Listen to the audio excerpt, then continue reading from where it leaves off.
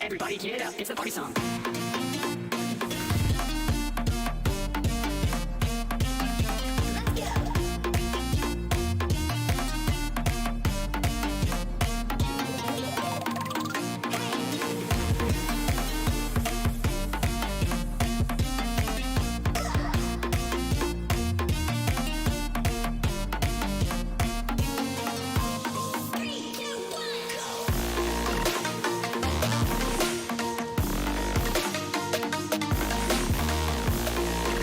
Morning show.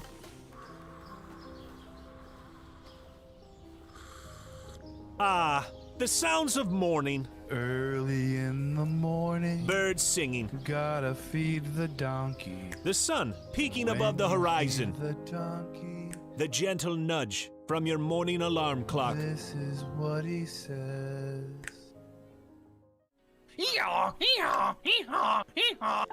A subtle reminder that today is a new day. A new day for you to watch Gaming Morning Show.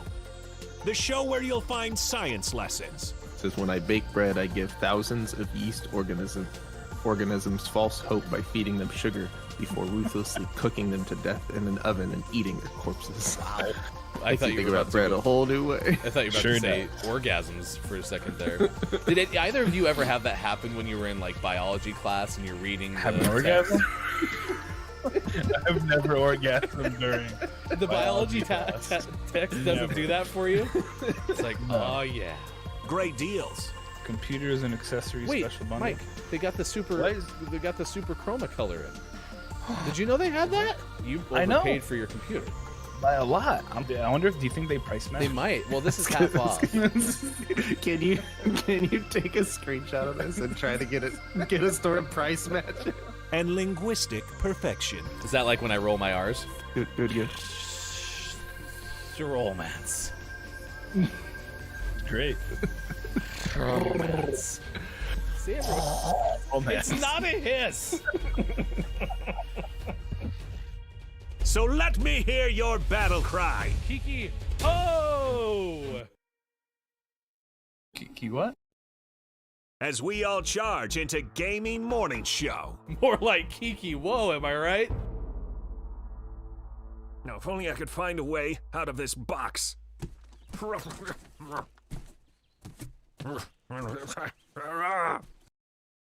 I'll catch up. 'Cause GMS starts right now. Morning, gamer. It's Tuesday, November 2nd, 2021. This is Gaming Morning Show. Facebook Gaming, Twitch, YouTube, Twitter, GamingMorningShow.tv. That is Sean. Mike on the other side. Did something just scurry at your feet? No, I just ran into my microphone stand and it was bugging me. It was, stop it, microphone stand. I hope nothing scurries at my feet. Last time that happened, that was the biggest spider I've ever seen in my life. Even bigger than the other one? That was the biggest you had seen in your life? No, Spencer Frank was not the biggest spider I'd ever seen in my life. It was the one that I had killed, probably Spencer Frank's like cousin or something, and Spencer Frank was out to get me. Never did though. They were related. Yet. Thank you, KJ. Good morning to y'all. Gabe Pride is here this morning as well. Professor Ham, good morning to you as well. And Downs was here 52 past 5 o'clock hanging out with us on Gaming Morning Show. It is in fact Cookie Monster Day, which we'll get to in just a second. But we are excited to have you with us. We have Gaming Morning Show, Morning Gaming News. We have birthdays this day in gaming history coming up. We had an excellent edition last night of GMS Plays with Marvel's Guardians of the Galaxy. We have GMS After Dark coming up tomorrow night. Tonight is another edition of GMS Plays. How'd you like the game? It's pretty fun so far.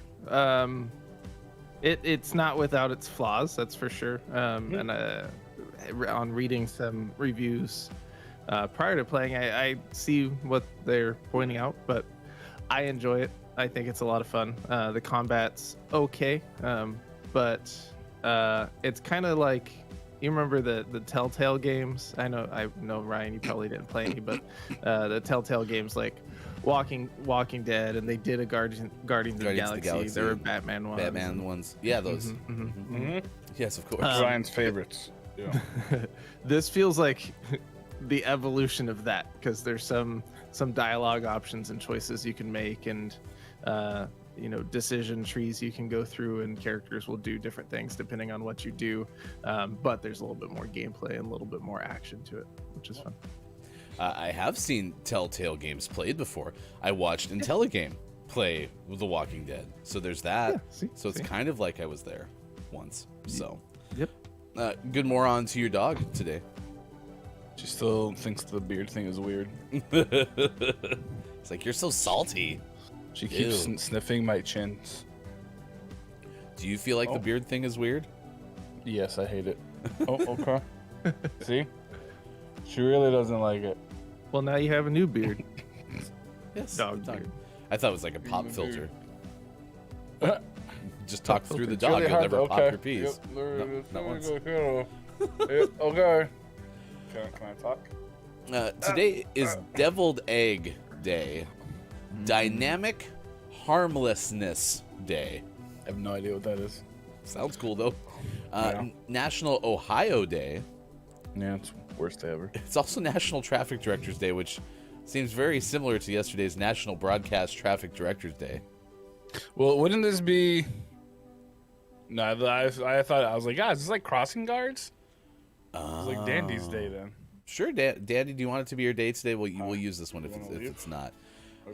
Plan your Epitaph Day. Ooh. What's an epitaph? It's the thing on your gravestone.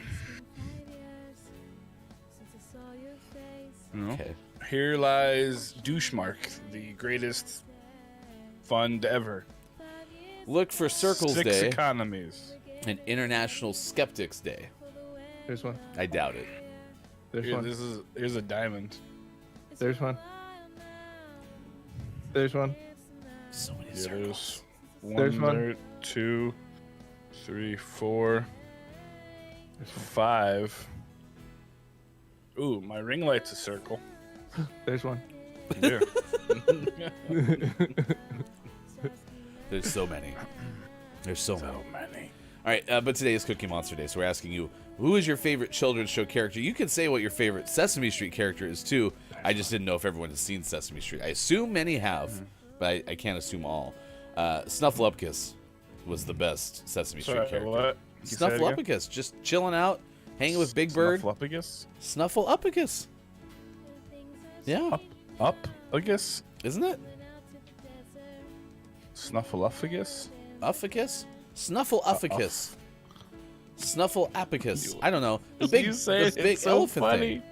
Snuff. Yeah, he was a mammoth. Snuffkin. Snuffkin abacus? Snuffy. Yeah, Gabe Pride. There you go. I agree. Snuffy was my fave. Yeah, I mean, it barely had like any speaking lines. Did Snuffy ever talk? Sure. Yeah, he said.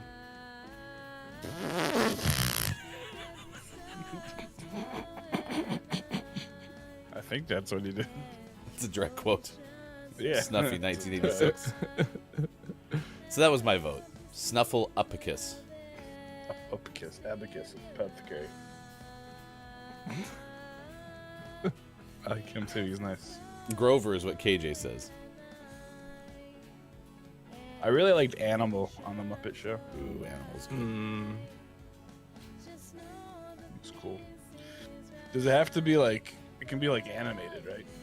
Oh yeah, this is very loose. Who's your favorite children's show character? Could be Cobra Commander.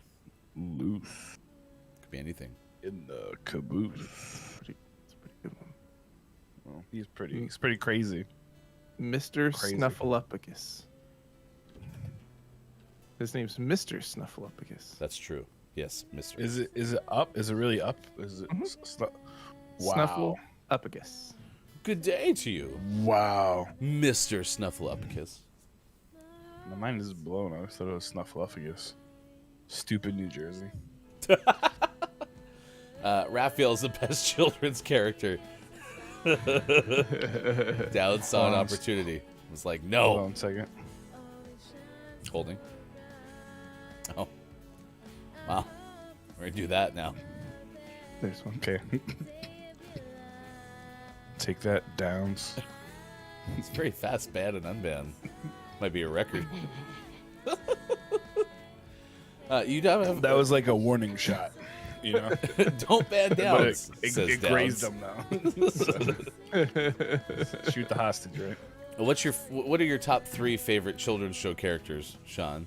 Since you don't. No, like no, all I favorites. can think of is Snuffleupagus, who turns out had an uncle that once visited the show and he looked the same as him. He just had a hat Was on. he also? What if the uncle was like a mouse or like a duck? You know, that'd be weird. Like a duckbill platypus is his uncle. Platy. What would his name be? Platypus. It's a glimpse right inside the Sesame Street writers' room. Yep. It's weird, right? They all just sit around going, "What do you want to call him?" I don't know. Snuffleupagus. Like what? Yeah, Snuffleupagus. Yep, perfect. That's what I heard. Yep. Good moron to you, Lady K. It's good to see you this morning. KJ's like, wait, both messages didn't need to be deleted. Hey, when Mike lays down the ban hammer, Yep. nothing can be saved. It's just destruction everywhere. KJ said the book, there's a monster at the end of the book, was my favorite book growing up. Well, that's cool. Yeah, I've never heard of that book. The monster at the end of the book. Writing that down. Monster at the end of the book. Good morning to you, Kate Zaid. It's good to see you. It is Cookie Monster Day. I mean, like, Sesame Street is, I have fond memories of Sesame Street just because it was the only damn thing on. Like, it wasn't like we had, I remember, the other day, my son looks at me and was like, hey, Dad, I want to watch a show. What do you want to watch? I was like, he's like, go to Netflix. I'll look. And I'm like, wait, you have so many options, and that's just on Netflix. Pick one. It's ridiculous. So jealous. Yeah. We were just talking about that recently about our girls. If we let them, they would just they'd wake up, look at their iPad, and be on it the whole day. And that would be you could talk to them and they wouldn't say a word. You could the house could be on fire and they would be like, I'm watching my shows. You're like, great, wonderful. And I was like, man, I wish I had that ability when I was a kid. We had you had Saturday morning cartoons, really good cartoons once a week. And then you had a bunch of filler cartoons Monday through Friday in the morning. There were some good ones, don't get me wrong. Like Sonic the Hedgehog and Super Mario Brothers were big ones. Every morning at 6 and 6:30 before the bus came. But now the kids are like, I'm watching YouTube. And you're like, what are you watching? Like, I'm watching unboxing. You're like, great. And then, what else are you watching? I'm watching some weird adult man put Play-Doh on Barbies. And you're like, oh, okay. And you're like, okay, that could be cool. And then you watch it for a minute and you're like, no, this isn't okay. I'm watching some guy look for circles. Can you make that a show? Sean looks for shapes. I think we just found our new hit. Today's shape is an octagon. I like it specifically being circles for the rest of time. There's something about that that's just even funnier. It's like, I don't... Can you look for squares today? No. Sean looks for dodecahedrons. I don't know. Down said I googled I think we that just book and found our TikTok content. the alternative option was called Hookers and Blow all about of a it. snowblower and a tow truck. I don't Sorry, believe what? you, Downs. I don't believe you. Downs. Do we need to remind you what happens? Thank you, Bob. Appreciate that. KJ's wondering about dodecahedrons. It's a thing, you know. You can Google that. That one's safe, I think. Yeah, that one's safe. It just has 12 sides. Oh, okay. What are we supposed to do without our grapples and our Yeah, I was gonna say Ryan's very upset now. Apparently, we're supposed to lose. It's fine. the puncher things and whatnot? No, Lady K. It's not that at all. Lady K said It's Play-Doh on much worse. Barbies. You mean epoxy clay? It's called doll customizing, Mike. I will. I will look at my daughter's YouTube later, and I will show you. I'm all for it because there is a woman that she watches that does that, and I kind of hate the lady because I'm like, wow, if I tried to do this, it would just look like a lump of stuff on a Barbie. And she's like, wow, okay. Wow. She's making these like super intricate, detailed like dresses, and I'm like, oh, okay. But no, this dude, I don't like this guy. We've tried to ban him a few times in our house because he doesn't. There's something off. How is this person circumventing the bans? Well, because I don't know if you've ever been to YouTube, but you can have like a million different tags, and my daughter is like a hacker and finds all of them. That's So The full name is H&B Save Christmas. It's in the Discord. Downs put this book that Downs found looking for something else in the Discord. did you write this book down? Does this also have to do with thread counts in your sheets? I was going to say, is this a Downs self-promo? Y'all, I found this very interesting book by some random author.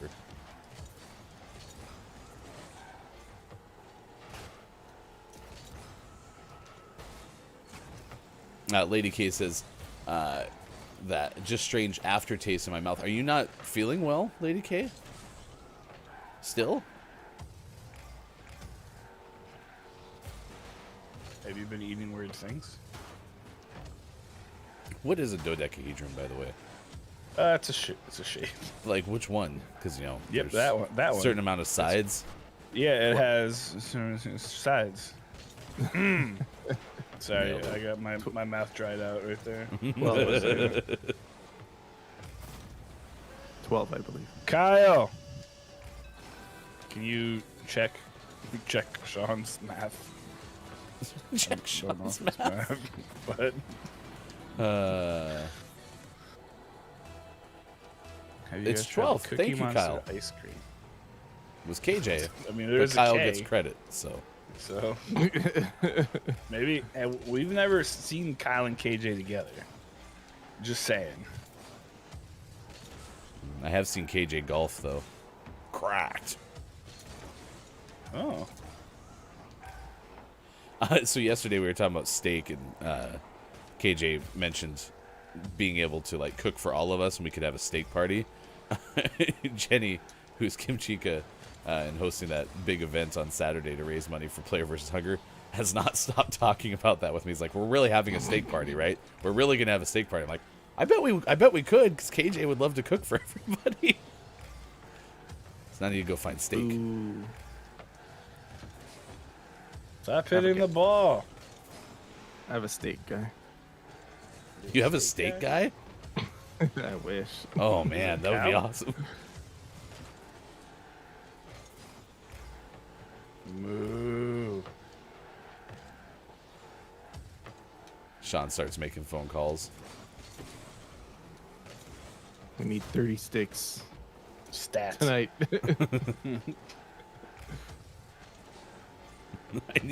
I need them tonight, but they also must be marbled and 34 days dry aged. He's like, but you need them tonight. I can't age something 34 days. You have to find a way. Do it now. That's been my favorite Instagram content lately, is the guy who dry ages steaks and then cooks them and butter bastes them, and it's delicious looking. And then in his spare time, he customizes dolls with clay.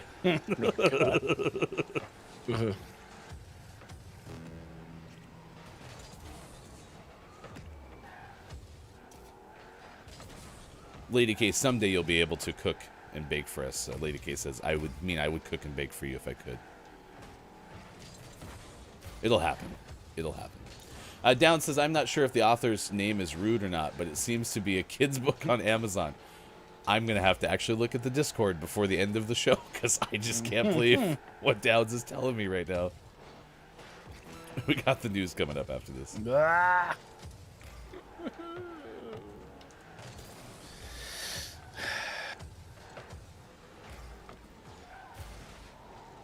Never thought I'd say this, but I kind of miss my grappling hook. Coming soon to the Gaming Morning Show. Sean and I play games while Mike just pretends so he doesn't get frustrated with Rocket League. Pew pew pew pew pew. Quack. While making sound effects. Oh, boo. I didn't want to get shut out. Like how it just stopped on the doorstep. That was fitting for that game. That was fitting. Messed for that up. game. It's 6:24 West Coast, 9:24 out East. Still with the whole daylight savings time. It's like 1:24 over in the UK. Daylight savings time is silly. Lady K said, "Well, considering I am genuinely looking to moving over there permanently, this may be interesting, but it will take a lot of work. Well, good luck with that. I can't imagine trying to figure out how to move overseas. That seems very complex. A plane was probably best. The trains don't work too good on the ocean. Welcome to Mike's relocation services for the trip over the ocean. I highly recommend the plane. It's good. It's good. That's my travel service right there. They're like, oh, I'd like to go somewhere, and you're like, all right, cool. Where do you want to go? You know, and they're like, oh, Italy. You're like, all right, it's that way. Coming up, we're going to tell you about Best Bird-a-Bat, a flying mammal in New Zealand. We're going to tell you about Mike's best friend, Chris Pratt, who's now voicing another character. The last time it was voiced didn't go so well, but yet they're going to try again. I'll tell you about that story coming up as well. And Bears Are Kind of Buttheads Watch 2000 coming up as well. But right now, time to get informed. We need to get the news. Here's hashtag video game expert Sean. Good morning. It is Tuesday, November 2nd, 2021. And this is your Gaming Morning Show Morning Gaming News. We've talked a lot about the chip shortage. It's come up a time or two. And we have two stories related to the chip shortage today. One's a happy story and one's a sad story. You want the good news or the bad news first? Bad news. All right, bad news. Nintendo will produce 20% fewer Switch consoles due to chip shortages. This comes from Ed Nightingale of Eurogamer. For this fiscal year, Nintendo's going to produce fewer Switches.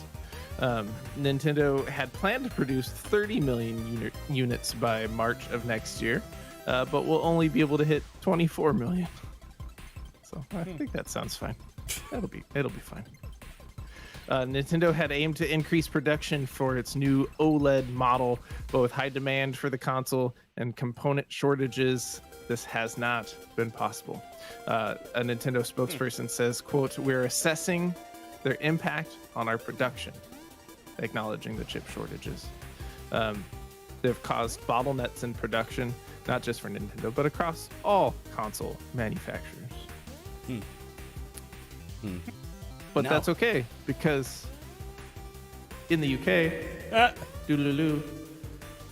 jumbo jets are going to be airlifting PlayStation 5 stock in time for Christmas. Oh my gosh. Yeah, but that's rude, because I'd like one, please. Why aren't my boops working? Boop. Oh no, my boops. And everything is broken Alright. this morning. Don't worry about it. No links for you. My boops are broken. This comes from Robert Anderson of IGN. PlayStation 5 consoles are being airlifted into the UK in time for Christmas, with 3 full jumbo jets arriving in the UK over the last 2 weeks, and another 2 planned in late November. Man, Enjoy your PlayStation 5. really good at spending money to make money. Very good at it. Jumbo jets.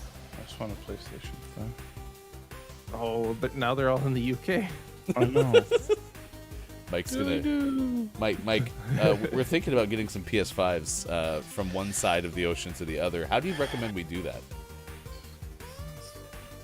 It's a helicopter. Thank you.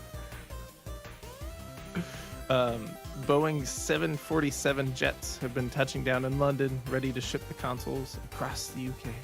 A phenomenal operation has been underway to stock UK shelves of PlayStation 5s for Christmas, a Sony source told The Sun. The Sun's a circle.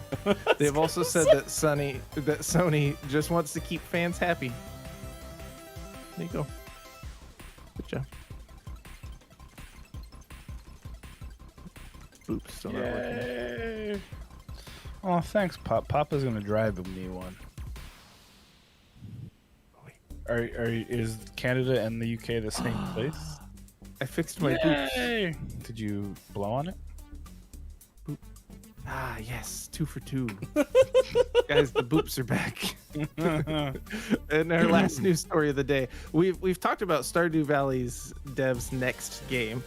Eric Barone, aka Concerned Ape, has made a new game called Haunted Chocolatier, and we're starting to learn more about it as it gets further and further down the line.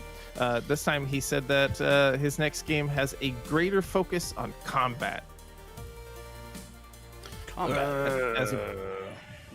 there you go. Haunted Chocolatier, more combat. Fatality. The New Zealand Bird of the Year combat. We've seen on October 21st, we saw an early gameplay video, and the trailer made the new game look a lot like Stardew. But he said almost everything in the game, including combat, has been completely coded and drawn from scratch.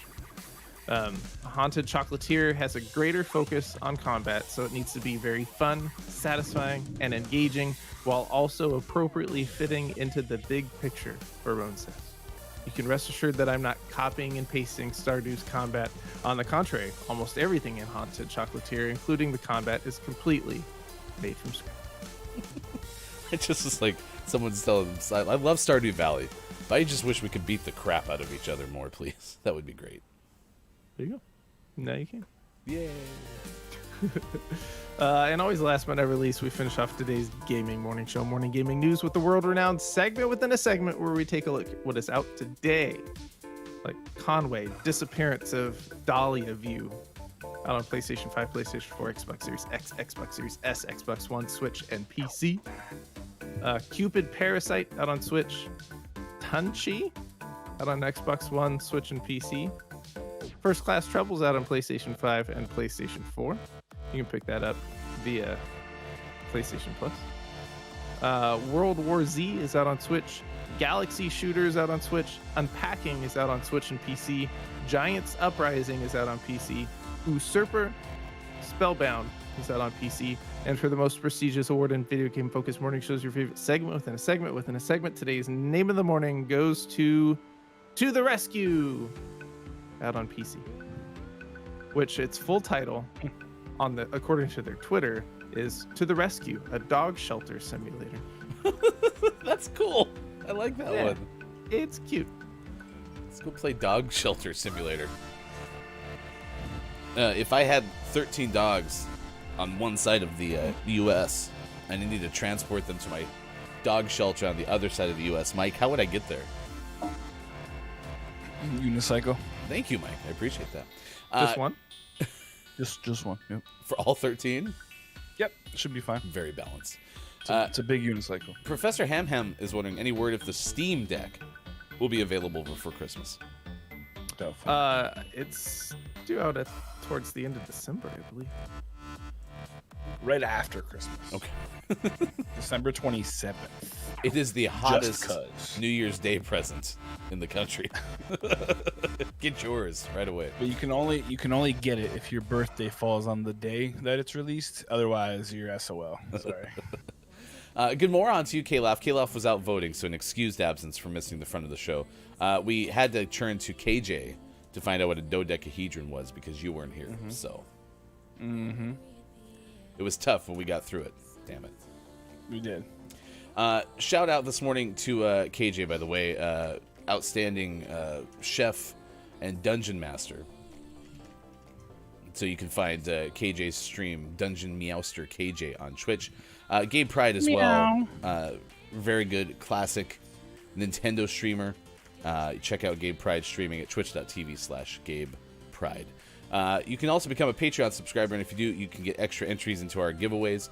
You can also get priority participation preference. That was fun. That was alliterative. It's a lot of peepees. Yeah. Pew, pew, pew. You can do so at patreon.com/gaming morning show. Mike has a fundraiser going on all the month of November.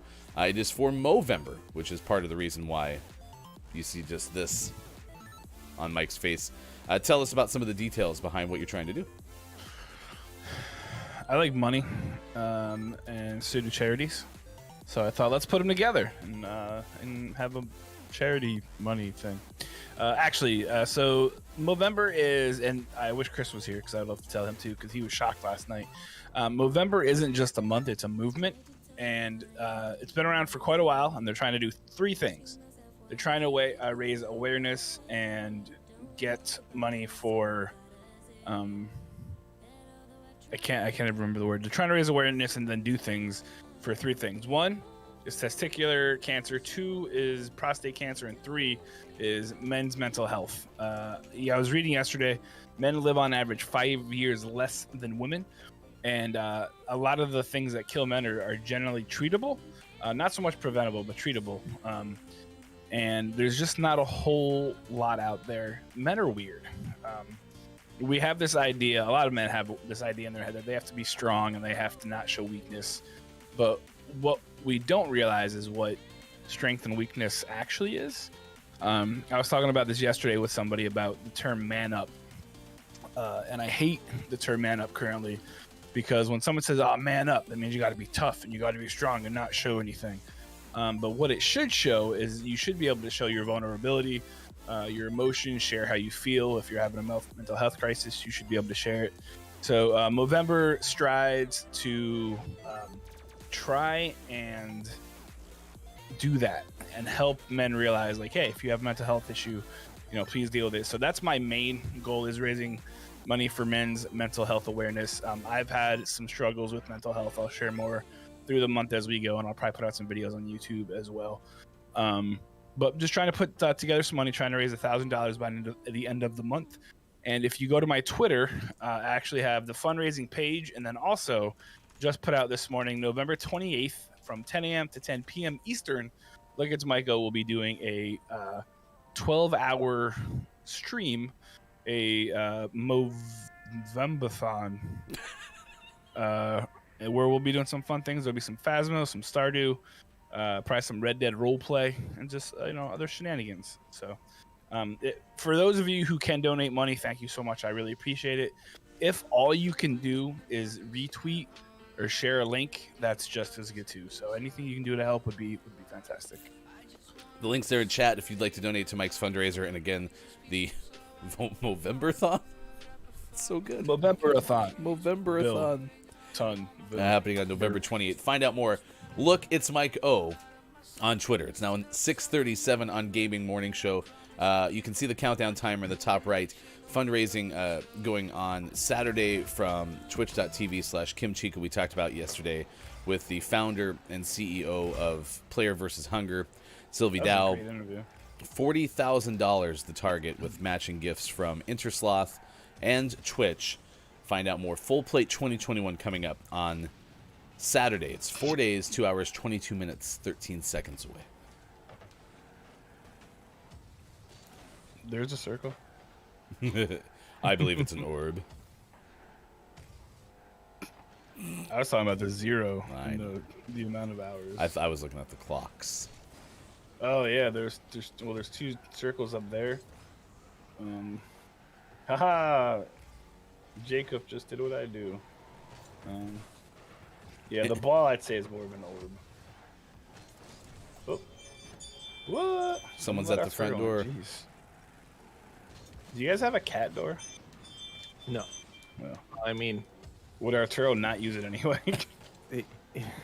he would expect us to come open it for him.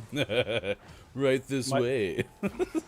Well, my puppies do that. We have a doggy door, so sometimes they'll just like sit at the slider, and you're like, literally 3 feet away. There's a you can just let yourself in. But they'll just sit there and stare at you, and you're like, okay, great, thanks.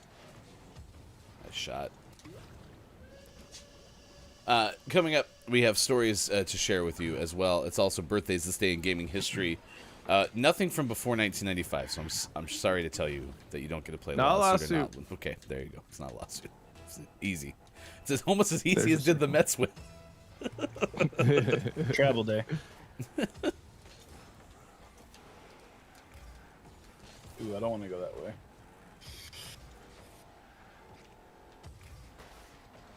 Oh, and thank you, Gaming Morning Show. GMS After Dark. We haven't even talked about the specifics of Look It's Maiko's GMS After Dark episode tomorrow at 4:45. Who are your guests? There's an episode this week? I hope so. Gaming I'm Morning kidding. Show thinks so.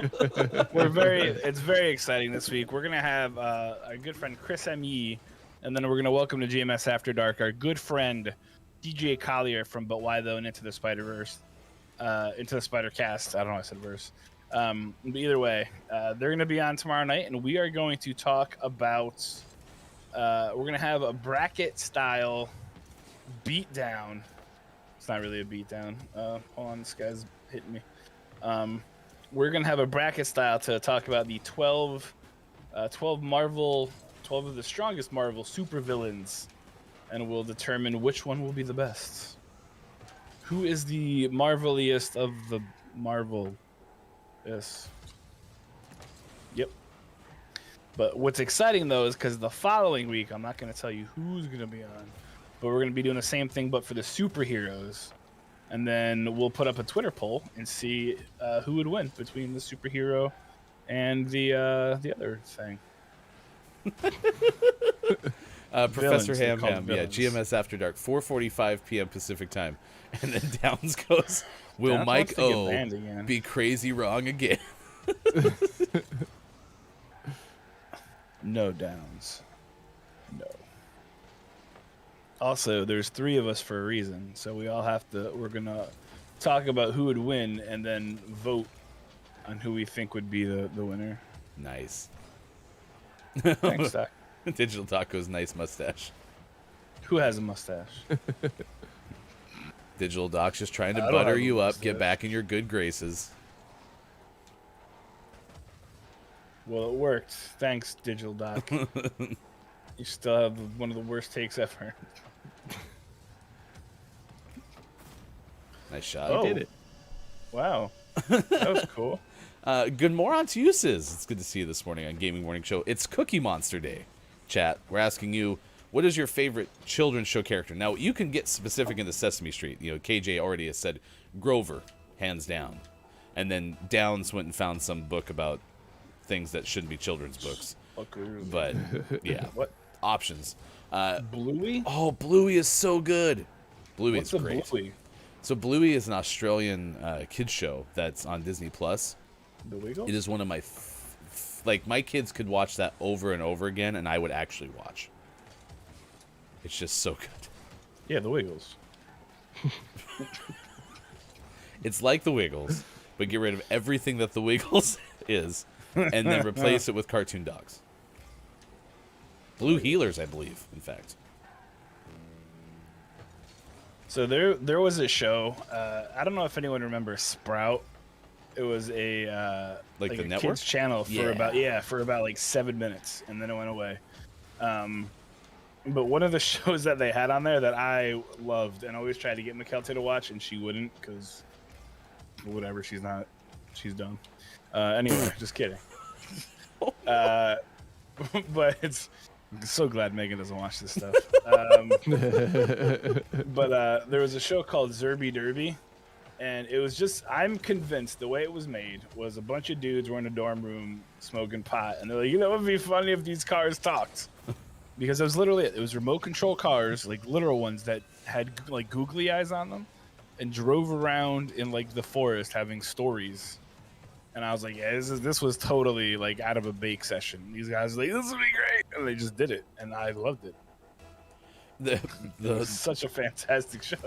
The Bluey theme song was so good that my kids started watching that show. Can you sing it? With it's like do do do do do do do do do do do. Entertainment Tonight. That's the second verse. And so I'd be sitting there lying in bed. My kids would be watching it way too loud down in the living room, and I'd be like, "What is that song? That's a bop!" And then finally, I actually came out and watched the show, and I was like, "This show is great. Everything about Bluey is great." Chris M. Yee, Digital.Games, who does not have children, I do believe, watches Bluey and loves Bluey. So there you go. Facts. Ooh, Sis said Miss Fizzle, or Frizzle, excuse me. My kid was watching Magic School Bus last night. So there you go. The new one with Kate McKinnon as Miss Frizzle. Solid. So it's 6:44 West Coast time, 9:44 out east. It is 1:44 for those watching GMS in the afternoon. Ben Hooper has kind of went back to Ben's roots. We had yesterday some random story about plants in the Netherlands. So now back onto Animal does something in place, and this one is Bears are kind of buttheads watch 2000. Bear raids leftover KFC from California man's kitchen counter, reads the headline, Mike. Sure does. Bears are kind of jerks, right? We've established this, especially if you're in Tennessee. But sometimes those Tennessee Bears go on vacation, and these ones went to California. A California man said he returned home to find 2 bears were inside, and one was snacking on leftover fried chicken in the kitchen. John Holden said the bear was outside his Sierra Madre home when he arrived at the house and noticed the front door was wide open. Holden said he went inside and discovered the inside, and one was snacking on a bucket of KFC chicken that had been left on the kitchen counter. Wait. So he went where again? He went to the inside, and then he discovered it was the inside. Sure.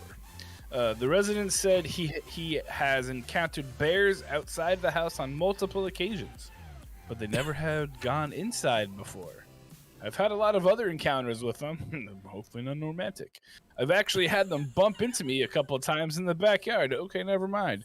But definitely never in the house like that. Believe they. That was something else, and they sure made a mess of the place, Holden told KBC TV. He said the bears likely had been drawn into the home by the smell of fried chicken. He said the animals lingered in his yard for a while after he chased them outside. A hungry bear recently made an unexpected appearance at a wedding reception in Mexico.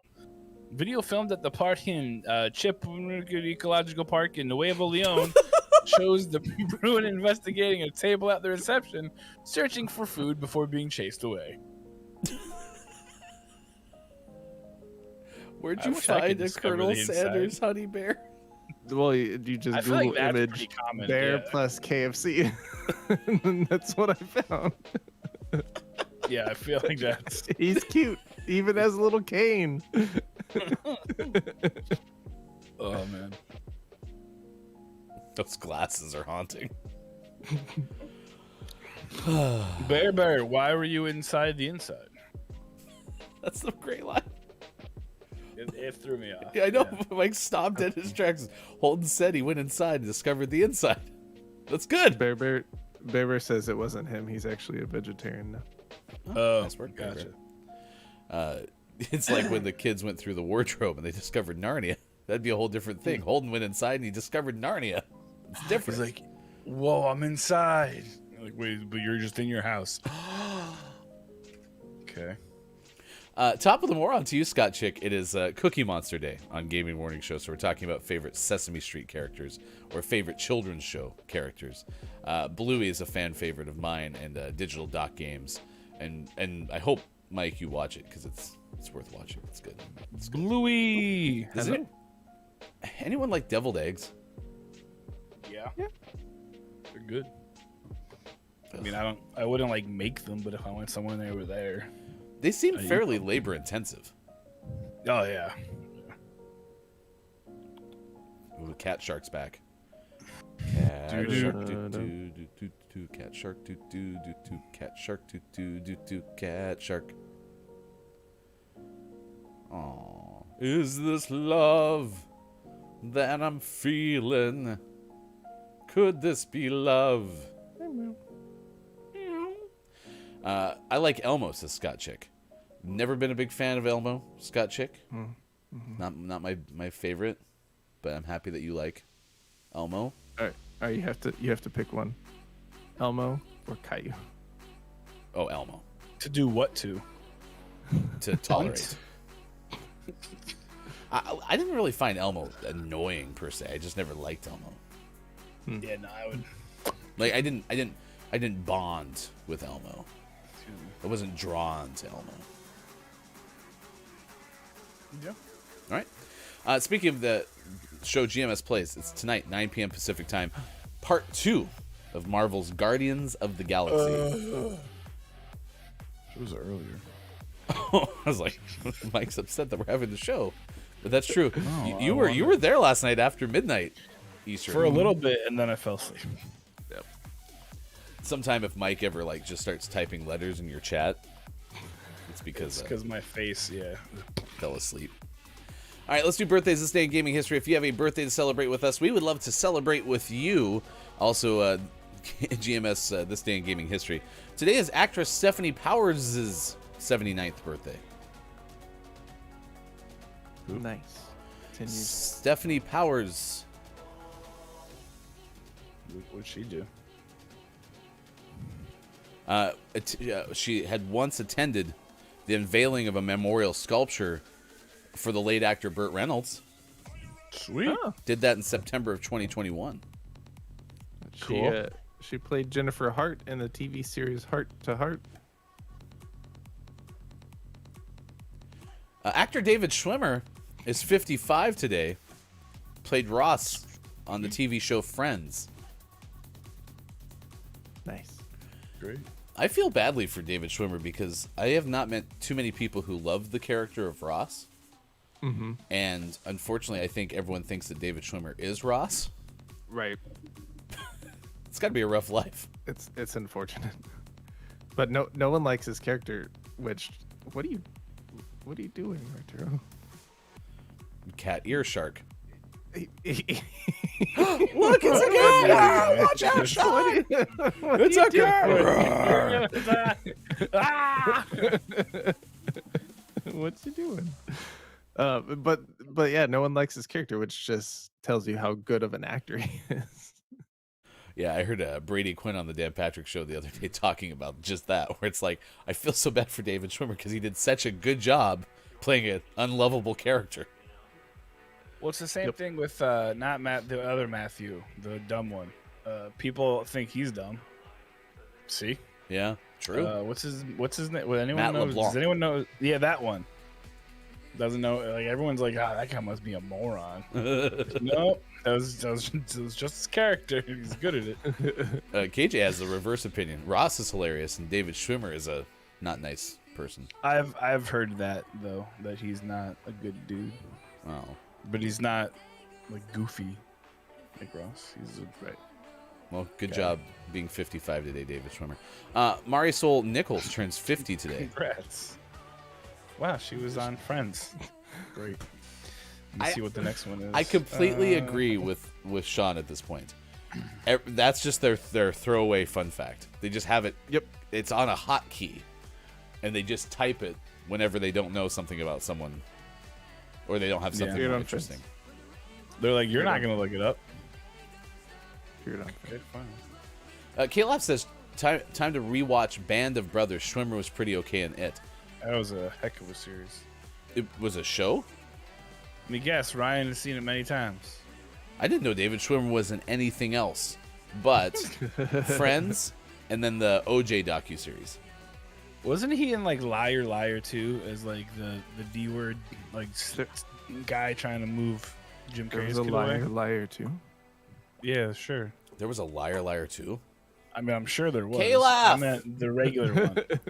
Oh, just He was in one of those like kid shows, not kid shows, but like one of those kind of movies where he played like the D-bag, the douche mark stepdad or something. rapper Nelly is 47 today. Is he in jail? I mean, I last saw him in a very recent Burger King commercial, Oh, so I guess not. so I'm guessing not. I thought he did some bad stuff. My bad.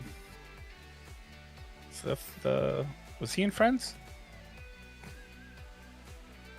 I see that being actually Probably was. plausible, to be honest. I mean, he Yeah. started rapping in It's the true early about 90s, that time. so or took off in the early 90s. Might have started earlier than that. Resma Sati turns 44 today. Her fun fact is she was on Friends. Close. Kidding. She was on 30 Rock, which is basically Friends, but for now. That's close. And then actress Catherine Isabel turns 40 today.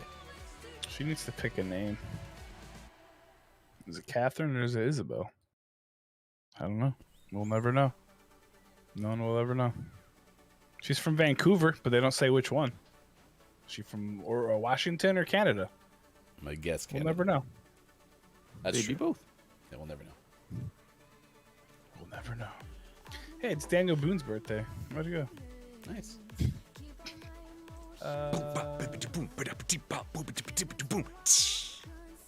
We've got a drummer birthday.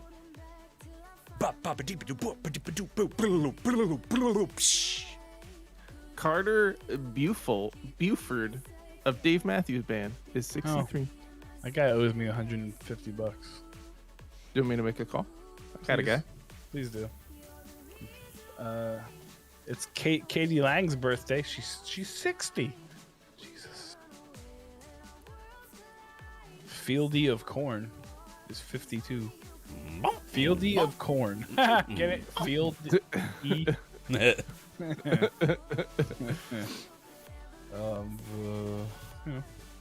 Chris Walla of Death Cab for Cuties 46. That's Brandon Urie's band. Yep, sure is. They had that hit I Want It That Way.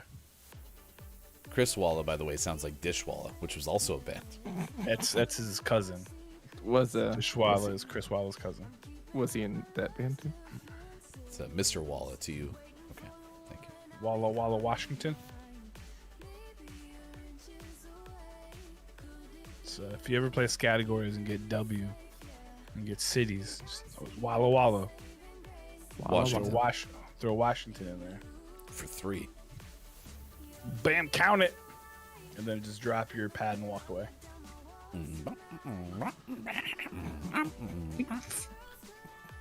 It's corn. 2004, Sony released Ratchet and Clank Up Your Arsenal. That was for What'd you call me? PlayStation 2 in the US and Canada. In 2004 as well, Sega released Sonic Mega Collection Plus. It's a lot of extra words. It's like we have this great collection of Sonic games. It's the Mega Collection. Oh, cool. Thank you very much. I appreciate that. Okay, we need to re-release it now. Let's add one level, and we'll call it Mega Collection Plus. Plus what? 2004, Electronic Arts released Need for Speed Underground 2. Was available for a variety. A need for speed. Have either of you ever played many of the racing games? Like Forza or Need for Speed or Gran Turismo? I've played the first quarter of many Need for Speed games. I played the one in the arcade where you sat in it and it drove like a car. Cruising USA. Well, I think there was another one. Yeah. Wasn't a Need for Speed one of those at some point? I believe you. Wouldn't surprise me. Yeah. 2004, Vivendi released The Bard's Tale. And that same year released Spyro, A Hero's Tale. I love Spyro. Spyro is my second favorite Spyro. dragon. Is Puff your first? No, it's Toothless from How to Train Your Dragon. Never seen it. That's a good movie. 2007, Sony released the new PlayStation 3. It's like new Coke, but a video game console. It had a 40 gigabyte hard drive, but also no PlayStation 2 compatibility. Jesus. So $10 a gigabyte. Do you think they were in there and they're like, okay, we need to make this thing have a bigger hard drive. What do we have to take out? And someone's like, we're gonna take out the PlayStation 2 compatibility, like it was like an ingredient. It's like, boop, get rid of it. I'm sure that's how machines work. Add in a little of this. Take out a little of this. Scott Check's got a question for the doctor in a second. 2010, Sony released God of War Ghosts of Sparta. The same year, GoldenEye 007 came out for the Nintendo Wii in the US because it couldn't be played where? In Germany. In 2012, the animated film Wreck-It Ralph was released in theaters. It was a film about an arcade video game. I'm gonna wreck it. I'm gonna fix it. Why do I fix everything I touch? All right, go ahead, Scott Chick. This is for the doctor in the house. In the house. There's a circle. Did you find another one? Yeah. Where? It's the little emoji button in chat. It's a happy face. Oh, yeah, but look that at happy that. It's a face. circle. It's a circle. Oh, gosh. All right, the question is there a link between drinking water and chest pain? Spoke to the nurse on shift because I got a pain, and she's like, drink more water.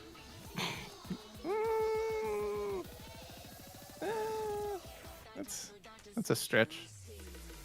I mean, you should drink more water. Water's good. Maybe. What is better? I got No. Soup is better. Soup? There's a circle on my neck. What? KJ said there's a circle on my microphone. For the next hour, Sean searches for the circle on his microphone. Well, Gabe Pride says that made me take a drink of water. There's a circle. Gabe, does your chest feel better?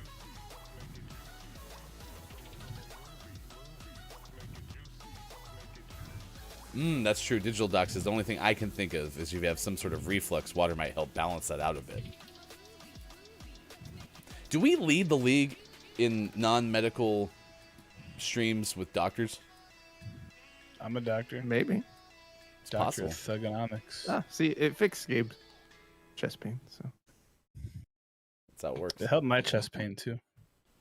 I had none, and then drank water, and I still have none. Good morning to you, Brendan. It's good to see you this morning. Appreciate you joining us for the first hour crew. Next hour, we have a top 10 list for you. It's going to be really good. The top 10 most iconic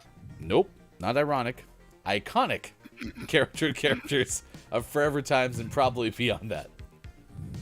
Isn't it ironic? Don't you think? Don't you think? We'll have that coming up next hour. We will also have sports. And Sean will continue to look for circles. there's one. We'll find them. Stick around. Cookie Monster Day continues when we come back. Sean's going to be gone looking for circles. Mike and I will take you the rest of the way. Facebook Gaming, Twitch, YouTube, Twitter, and GamingMorningShow.tv.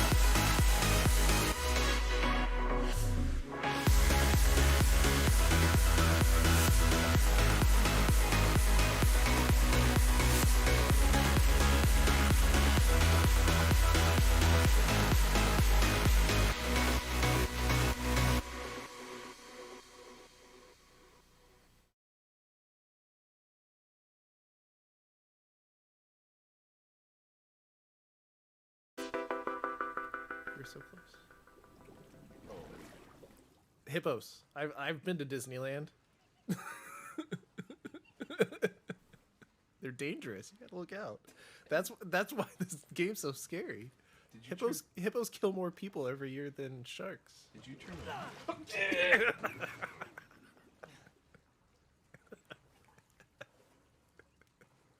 Almost got it that time. He got in there real fast. No. Someone donated and scared the shit out of me. God, that Kate. was so loud. Kate, I love you, but I hate you. Oh my God, Kate. The bad guy. Get me my. Oh dear God. Is that my phone? No, it's the thing, the donation thing. Yeah, but why is it vibrating? Because for some reason it doesn't load the. Why does that happen? It doesn't load the audio fast enough or something. But you guys can't hear it during the show, but I hear it every time. How do you not freak out every day? Can they hear how terrible that sounds? It's just That's just like a gift you do for us. Want a beer? Oh God, that's so gross. That's even worse Let's than the duck zombies. down, really Look get at in here. Oh, spaghetti! Why is this in the fridge? Oh, my flashlight quivered. I was like, ooh, gross. You hear that? It's on my left now. Why is the sound so good?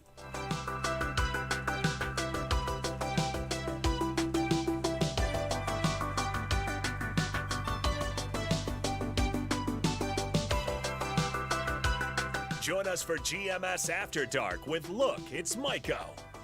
Wednesdays at 4:45 p.m. Pacific. Morning, gamer. Gaming Morning Show continues. Thanks for being here. Facebook Gaming, Twitch, YouTube, Twitter, and at GamingMorningShow.tv. Mike O. Hefty Goof this morning on Cookie Monster Day. We were talking about, well, your favorite children's show characters. Listen, Storybots, by the way, just going back to, like, as a parent, shows that are pretty tolerable. Storybots, pretty okay. They're watching that right now as we speak. We need to make some more shows for parents, for kids to watch. Yeah, like I mean, shows I that are actually, awesome you know what? for I don't us. even care at this point because my kids are old enough to do their own thing. Dude, but Elena of Avalor, that show makes me nuts. Oh, Gosh. that's one of my favorites too. But It's good until you watch it for like 14 hours. I think we should just all find the doll recreation show on YouTube now. I think we should just all watch Chucky, the show. Oh my gosh, It's about a doll. that costume has been all over the place this Halloween. Oof.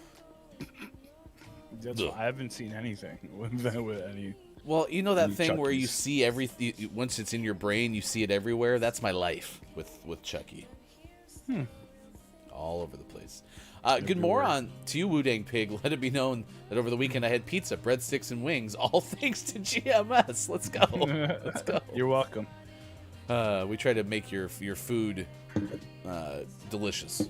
Deliciouser, in fact. Because it's probably already delicious. We just try to make it more delicious. So. Okay. Scott Chick Delicious, said, I love how nothing phases Sean and poor Ryan is jumping every 2 minutes. Yes, we were showing from Fudge Village the first time. Or Fudge. It was just Fudge. It wasn't Fudge Village. It was just Fudge. First time. Yep. Yeah. That was terrifying. Brendan says, morning gamers. It's good to see you. Animate H and B. No. Not going to do that, Downs. Downs What's that? That's that book that Downs found. That's in our Discord now. Gotcha. I have a funny Cookie Monster story, but I'm not sure it's suitable for Twitch. Uh-oh. What'd you do to him? C is for Cookie. Cookie is The story of Wu Dang Pig and Cookie Monster. I eat the cookie. The cookie starts with C. Yeah, Halloween was we had a really good trick or treating effort on Sunday, but this Halloween, well, there's a lot going on. So I think I'm okay with spoopy season being over as well. So I think I'm okay with this. I'm ready for Christmas now. Let's do it. Did you hang your lights like you said? Not yet, no, because so it was cold. Well, I mean, it's still cold, so that sucks.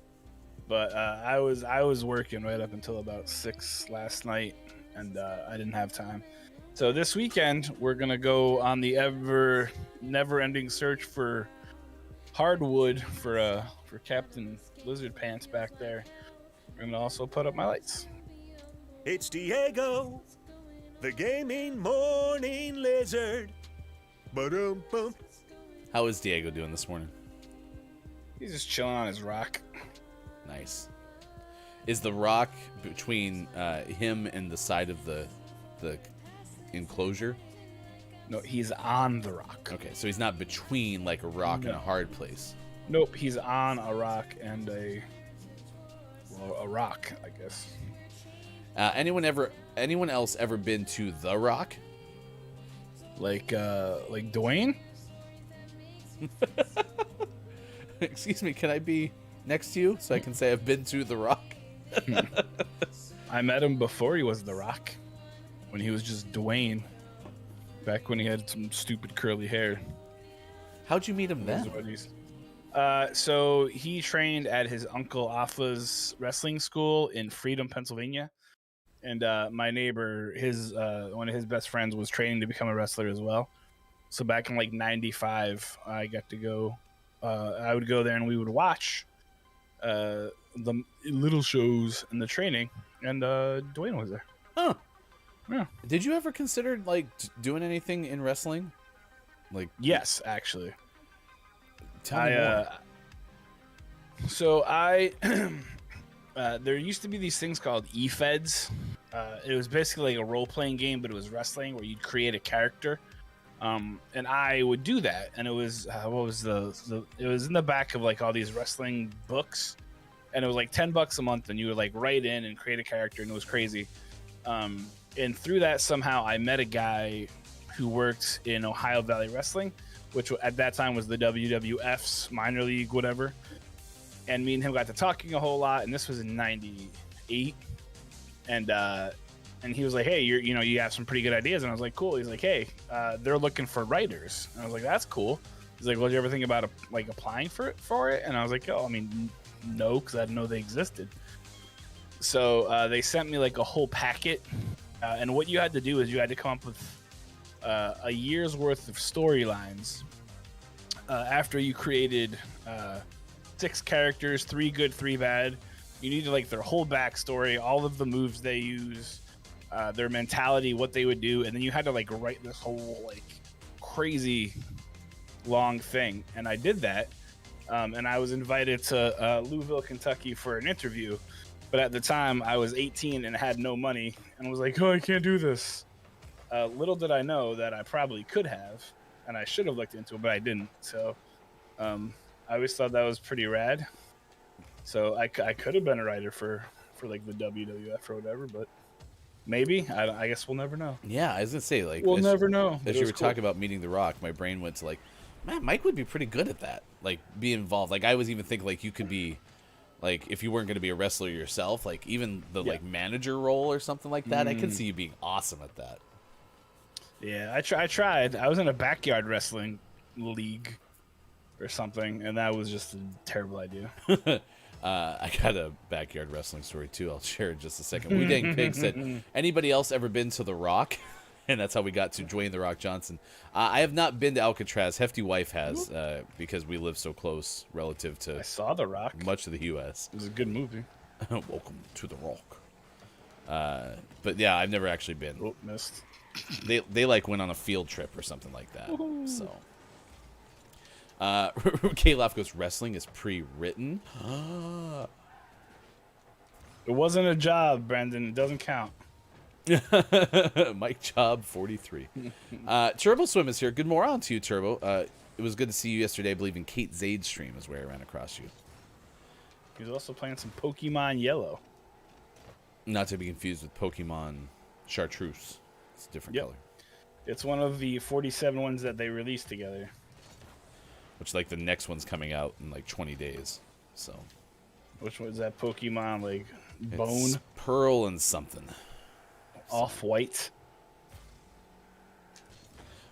Yeah, so there's somewhere floating around a tape of me in middle school. We had to put on a production. So we went up into the wrestling room, but they had the one of the high jump mats up there, or like, the landing pads, and so we used that as a ring, and we found, like, I think they were badminton stanchions, and so we had 4 of those, and then we actually built a full-blown ring using like ropes or something, and then we built characters, and we did that as our skit, and someone filmed it on like a 1974 video camera. So somewhere there's a tape. We'll never Video see Max. it. Never see it, but somewhere. That's funny. It was fun. I mean, one of my favorite games, like N64 era, were all like the WCW and WWF games. No Mercy is quite possibly one of the best games ever made. And that's for the 64. Did we get dropped into this match? Probably, yeah. I don't remember giving up 5 goals. I was like, I don't know. I was talking, so maybe I missed it. I don't know. This says Pokemon Mauve. Yes. Can't wait. Pokemon releases 17 games next time. It's like every stone. It's like Pokemon Topaz.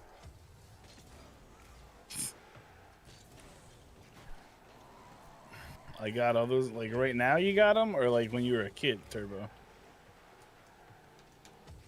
Because if you got them right now, I'm making a trip to Jersey. Wow, I didn't even. Okay. KJ said, "This all brings me joy. Thank you." Hey, we try. We try. Turbo Swim, Mike, the man of million jobs and several almost jobs. That's true. Yeah, I mean, you're not wrong. So, are you like regretful that you didn't do that? I live by the famous saying, "No regrets." Like that guy with the sweet tattoo got. Oh, the no regrets. No, yes. I mean, I wish I would have taken it, but again, right? We're all in the zone of if I got that, other things wouldn't have happened, and it would have been really cool. But also knowing now what I know about that company, it probably wouldn't have been very enjoyable. Mm-hmm. So, but it was neat. It was cool. Yeah, exactly. Hindsight's 20/20, right? And there's really, honestly, no point to being like, "Ooh, my life could be so much better." I mean, because like to think about it, right? Like I was scouted to play baseball by some pretty major schools before I found out I had a heart condition. So to be there and be like, "Oh, I could be a professional baseball player," like I don't see the benefit of being like, that would have been great. Like, things are pretty okay now, so I can't complain. There we go. 7:20 West Coast time. It's 10:20 out on the East and 2:20 for those in the UK. Celebrating Thanksgiving or something. I don't know. We got top 10 most ironically iconic characters out of Forever Times and probably beyond that. That's coming up in about 5 minutes from now. We will also tell you a story later on this hour or next about Chris Pratt and a new reboot franchise that Chris is lending his voice to. Is this better or worse than the Mario thing? You can have this one. I mean, whatever. Go for it. You can do this one, but stop it.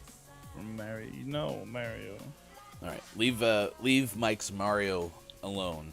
Which, by the way, if you missed the Halloween costume, check out the Streamers Lighthouse Discord because Mike's Mario costume was epic. Did I hear correctly that you won the costume contest? Apparently, I don't know why or how, but yeah, Not bad. there were much better ones in there. Let's go to the Guardian's Eva Corlett. This is about a flying mammal in New Zealand. Yesterday we heard about the airplane that's all electric flying across a strait in the New Zealand area. This one's about a flying mammal now. They're not the same thing. Maybe next year they can put the flying plane in this category as well. In a huge upset to New Zealand birds, but a win for one of the country's only native land mammals, a bat has swooped in by a long way to take out the annual Bird of the Year competition. That's right, you heard it correct. Forest and Bird, which runs the election, threw a bat among the pigeons as a surprise entry this year. The Pika turoa, or long-tailed bat, is one of 2 bats in the country and one of the rarest mammals in the world. It is as small as a thumb and the size of a bumblebee when it's born. The voting closed on Sunday night, which appropriately was Halloween. Forest and Birds' Lissy Fenker Heather announced the win to RNZ's morning report on Monday. The Pekka turoa flew ahead of the avian flock by 3,000 votes, she said, adding that this year's competition drew the highest number of total votes in the competition's 17-year history. We had about 58,000 votes, and they came from all around the world, she said. On being asked whether the bat's entry was a stunt, Fenker Heather said no. Bats are New Zealand's only native land mammals, which isn't a bird, and they are classed as nationally critical. They face a lot of the same threats our native birds do, so this year, we thought we'll try and get more people aware of that. Fenker Heather demurred on whether further threatened flying species such as bees would be included in future competitions, saying only that it wouldn't be bird of the year without a scandal. I just want to remind everybody that a bird lays eggs. A bat is a mammal, which is not a bird. That would be like me winning the bird of the year contest. My best friend lives in New Zealand, and when I saw this, I called him and I was like, dude, what? And he's like, yeah, it's all over the news. What? I asked him if this upset him more, or if the wizard thing's upset him more. And he said this one, the wizard had to go because he was old and senile. Oh, that was like the wizard Drunk who had a a lot. job for like 20 years, right? Yeah, and then he got fired because he was old and senile and drank a lot. Sid says, bottlenose dolphin, bird of the year. Bird of the year. Elephant, bird of the year. Apparently, there was a big scandal last year. Of course there was, where they had like 20,000 votes coming out of Russia. So they're like, oh, Russia screwed it up. Like, just no. But at least a bird won last year. I mean, come on. Next year, I can't wait for the narwhal to be in there too. Bird of the year, narwhal. Sis also said something. Crisp rat is in another thing? ? Crisp rat. Crisp rat? I like rats, but I like them crispy. Tastier that way. Oh, it's a crisp rat. Crisp Isn't rat. that good? I like that. I get it. KJ said, Best of crisp rat? I have had to adopt the mindset of hindsight 2020, having dreams of being an Olympic gymnast until I shattered my knee. Yeah, that'll happen. Yeah. I mean, that goes back to what you said about, having a chance to play baseball. You were talking like D1 baseball, right? I was recruited by Florida State when I was 14. Florida State's a pretty good baseball program, especially Yeah, I got then. to talk with Mike Martin on the phone, who I don't know if he's still their coach, but he's like an all-universe baseball coach. This would have been, 1995? Michael 94? David Martin Sr., former head coach, Florida State Seminoles, the all-time winningest coach in NCAA Division I college baseball. Yeah, so it would have been pretty cool. Oh, actually, only retired 2 years ago. Was 2,029, 736, and 4. It's a hell of a winning percentage. What, 4? Yeah, 4 ties. They have ties in baseball? In college baseball, it happens a lot just because you Time? have classes and you can't reschedule as Yeah, I easy as guess you that's can other fair. things. So, and it doesn't That's- happen, especially in the Division I realm. It doesn't happen very much anymore. So, Yeah. I mean, he coached starting in Florida State 1975 as an assistant, took over in 1980 as the head coach. So, He was there for a second. all right, let's get into this top 10 list. We have sports coming up later in the show. Deportes. The top 10 most iconic cartoon characters of all time. Could be ironic. They could be. The first one on this list is Bugs Bunny, and I don't think I really enjoy Bugs Bunny, except Why? in the original Space Jam. What? Yeah. For some reason, I look back at old Looney Tunes cartoons, and I just don't think I find them as amusing. Mostly because it was like someone was chasing someone for 30 hours. That was the premise Yeah, of all the Looney Tunes. The Roadrunner was getting chased by the coyote. Yeah. Bugs Bunny was getting chased by Elmer Fudd or Daffy Duck or something. And when you look back on them now, too, I don't think they age incredibly well. They don't. And I was even trying to like exclude that part from my distaste for them. Yeah, they definitely don't. There's certain, I think, versions of Looney Tunes that have been like outright banned. Yeah. See, as a kid, I really enjoyed Looney Tunes because, again, we didn't have a whole lot of options. And I remember in the evenings, they'd have like Looney Tunes cartoons on. So, all right. I'm middle of the road. Okay. Don't love, don't hate. Oh, by the But way, you do this have is to admit, he's probably one of the most iconic. I agree. Yeah, this is the list, the top 10 most iconic cartoon characters of all time by Maximus King on the top10s.com. Absolutely. So you can't argue with it. Preeminent guy. Number 2, Mickey Mouse. He's a funny cartoon animal character. He's the official mascot of the Walt Disney Company. Go figure. He was created in 1928, and he was he in the first cartoon? I think it was like the Steamboat Willie or whatever it was. So I mean, if you want to talk about, he should honestly probably be number 1. Everyone knows the mouse ahead of the ears. So and if you say the ears, people go to Mickey. But yeah, I mean, he is a icon that has influenced literally millions of people. So it's kind of crazy. And to be fair, I mean, Disney has some also outdated cartoons. Oh gosh, oh my goodness, they sure do. Everyone does. The world was a very different place 50 years ago when things were more acceptable for whatever reason. Yeah, accepted the wrong things back in the day. 3, Homer Simpson, and again, Simpsons also have things that are in a 20-some plus year run. They also have some things that they've screwed up on, but I think they're still on though, aren't they? Yeah, they're still going. I haven't watched The Simpsons in like they're still going strong. No, like they're in a long time. Getting an order every single season, and they're just pumping out Simpsons cartoons, and I'm sure it's a fine show. Mm-hmm. I think at this point, like, I just got to do that thing where you go to Disney Plus and you just lock yourself in a room for a month and you just watch them all. Because there's so many I've missed out on. I used to watch The Simpsons primarily as the after-school show when I was like in middle school and high school. It was always on at like 3:30 when I got home. So. Yeah. Sunday nights. I used to watch them every Sunday night. Good theme song that I taught myself how to play in a department store one time on a demo keyboard. Mom was taking too long doing something, so I was just hanging out in electronics and figured it out, and I still remember how to play it to this day. Really funny. Number 4 is our good friend Scooby-Dooby-Doo. Scooby-Doo, our preeminent cryptid expert, Scooby-Dooby-Doo. Did you know he's a fictional dog character from the show Scooby-Doo, Where Are You? I didn't know that until right now. Shocker. But yeah, he's pretty fantastic, and he has been around for a long time. He is another kind of iconic cartoon character that most folks know. Hanna-Barbera have some episodes of cartoons that are also outdated.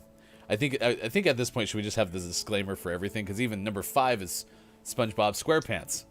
I'm sure Nickelodeon has some cartoons that are outdated. I've never enjoyed SpongeBob. I did like the theme song. My wife hates it. Yeah, the theme song was just fine. What's the starfish? Patrick, right? Yep. Patrick's pretty okay, but like I don't enjoy.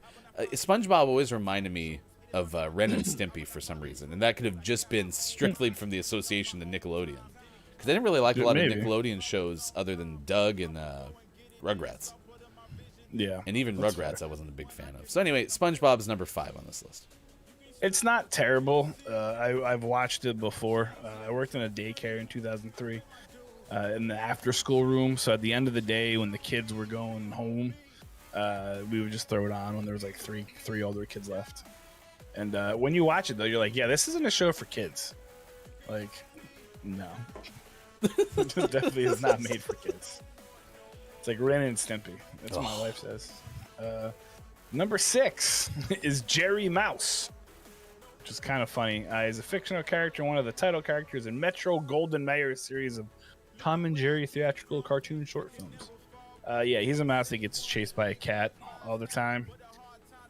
And I mean, a lot of people do know who he is. I'm going to assume a lot of folks probably in this chat have no idea who he is. But yeah, it's whatever. There's a cat chasing a mouse. Yeah, it goes But back to the mouse will formula. mess up the cat a lot. Yeah, right? it's the formula of chasing something for 30 minutes. Jerry Mouse. Okay, so does that mean Jerry. that Tom's last name was Cat? Yeah. Tom Cat? Tomcat. Yeah, like get it, Tomcat. Yeah. I didn't know that. Oh, interesting. Number 7 is Daffy Duck. I think Uh-huh. Daffy was better than Bugs Bunny. Sorry. I would agree.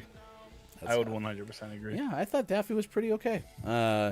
Don't have a lot more information other than that. Daffy was in Looney Tunes. Kind of the like resonant pessimist in a way of the Looney Tunes universe. Yeah. I really like how they describe him as an anthropomorphic black duck. I mean, it's Okay. true. Sure, it's just funny. That's how you name. You're like, all right, whatever. Yeah. What's funny though is number 8 is his Disney counterpart, Donald Duck. He is an anthropomorphic white duck That's true. with a yellow-orange bill, legs, and feet He had legs and feet? at the same time. No way. And he didn't wear pants, that creep. Well, neither did Daffy. Daffy was just running around naked. Daffy was nude. Yeah. Completely nude. Yeah. Is Daffy, by the way, is the little Toes. white like part on his neck? Is that a collar or is that just like the coloration of his neck? I don't know. That's a great question, actually. I'm gonna go with it was like a coloring. I'm gonna go Maybe with it that was too. like a tracking tag. I don't know. Maybe Daffy's head was removable. Oh, Funny story. Sure I have was. once ripped off the head of a duck whilst hunting, and it was disgusting.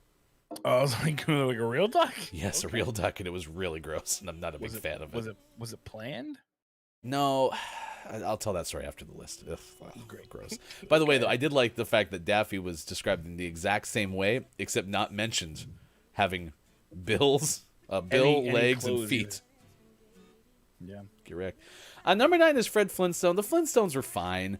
I think my favorite part about the Flintstones were the creative ways that they used the animals as their like household appliances. Like that was funny. Yeah. Whatever. Wasn't a big fan of the Flintstones when I was a kid. Me neither. I didn't watch it very much. However, number 10 I loved. Charlie Brown. I love Charlie Brown. The first comment from the randomator is should be top 5. Peanuts is underrated. I would agree with that. Charlie Brown, especially when you're talking about iconic characters, Charlie Brown I think definitely is up there. I would put him ahead of SpongeBob. Yeah. If I not, agree. well, maybe not SpongeBob. Maybe I had a Scooby Doo. But yeah, Charlie Brown's incredible.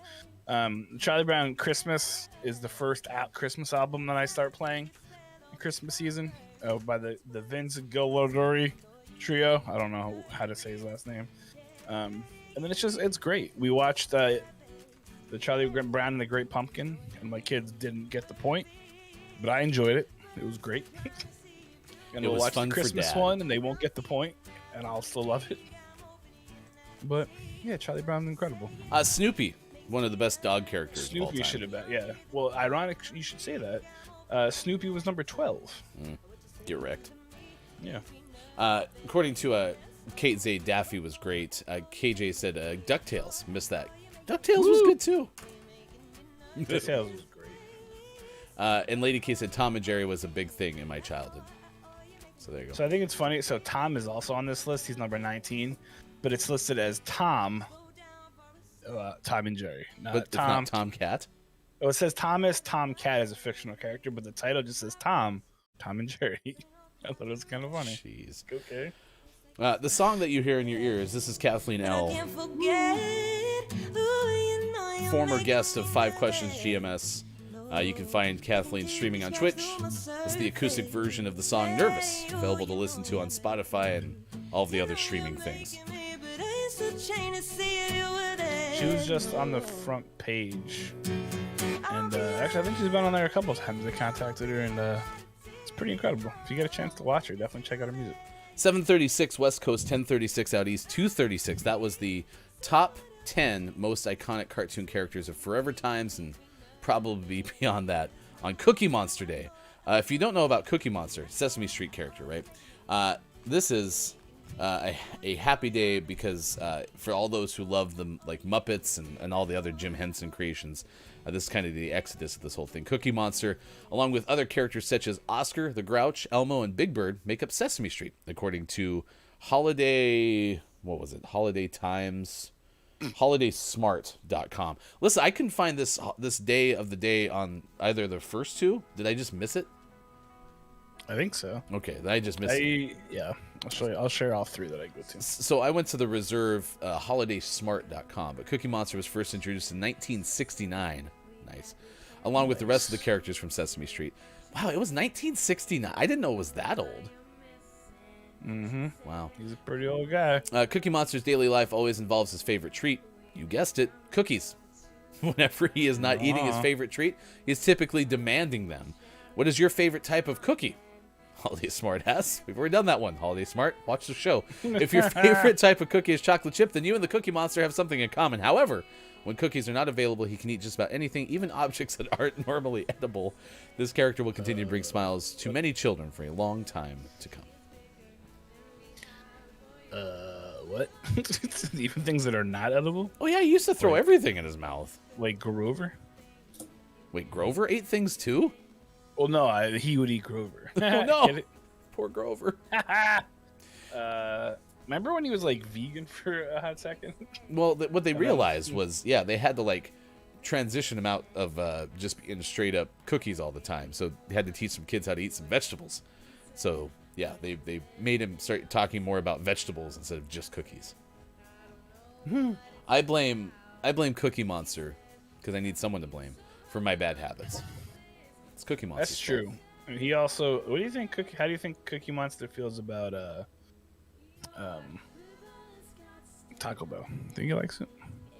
Num num num num num. No, no, no, no, no. Jetsons was brought up by KJ. I think I like the Jetsons better than the Flintstones. I mean, kind of. I didn't really like either. Neither of them were really on my show. Fair. KJ said, I am eating cookies right now. Grain and dairy-free Mexican wedding cookies.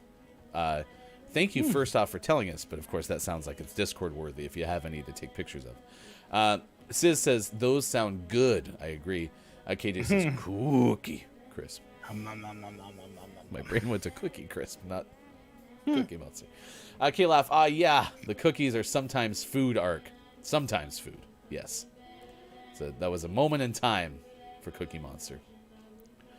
Sis said times were simpler before vegetables. And Downs says, in turn, I blame Ryan for my bad habits. Fair enough, Downs. I'm happy to be your goat, escape. Can you please change your font color back to red?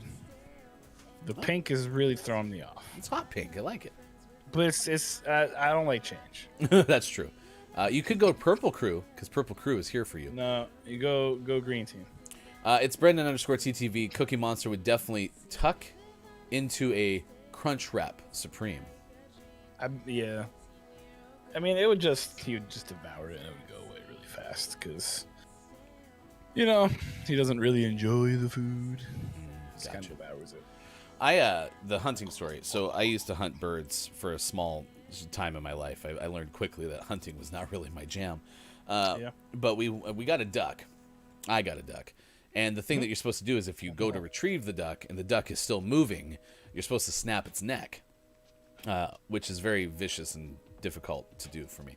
But I had to because I had already shot it and I needed to make it dead, as hunters do. And unfortunately, it wasn't moving because it was still alive. It was moving from like whatever nerves and things do after you kill something. And its neck was already broken. So when I tried to snap its neck, I just ripped its head clean off and it was disgusting. I know what the inside bottom of a neck looks like on a duck now. And then I had to throw it in my vest because he had a little pouch, the hunter's vest you wore. And listen, okay, this is where hunting went wrong for me. So growing up, that's where hunting went wrong for you? Well, no, that actually happened before that, but yeah, I still continued. On to breakfast, absolutely. Want some food. It was yummy. This is where it went bad for me. So you go through hunter's education, in rural Montana, and you learn how to do the hunting and, you know, be safe with the weapons and all this stuff, right? Yeah. And you get done with that, and you go out for your first adventure. And they taught you it was time to clean the catch, which was the part that I was not looking forward to at all. You like made an incision like in its abdomen, and then you had to start pulling things out of it, and then that's how you clean the bird. So the whole time I'm going through hunter's education, that is what my brain is saying I would have to do. Okay. So then we go out for our very first actual hunting trip. I go with my father, and we get a grouse, which is the first like bird you can hunt in Montana. Yeah. Yeah. And so in my Naturally. father's infinite wisdom, he goes, hey, you know all that stuff you learned in hunter's education? That's just slow and a waste of time. Let me show you how you actually clean the bird. And he flipped the damn thing over, grabbed its feet, stepped on its wings, and ripped it in half like a Mortal Kombat fatality. And it was the moment. I was like, nope, I'm out of my comfort zone. Not going to happen. So I enjoyed going hunting to spend time with Dad and some of the friends.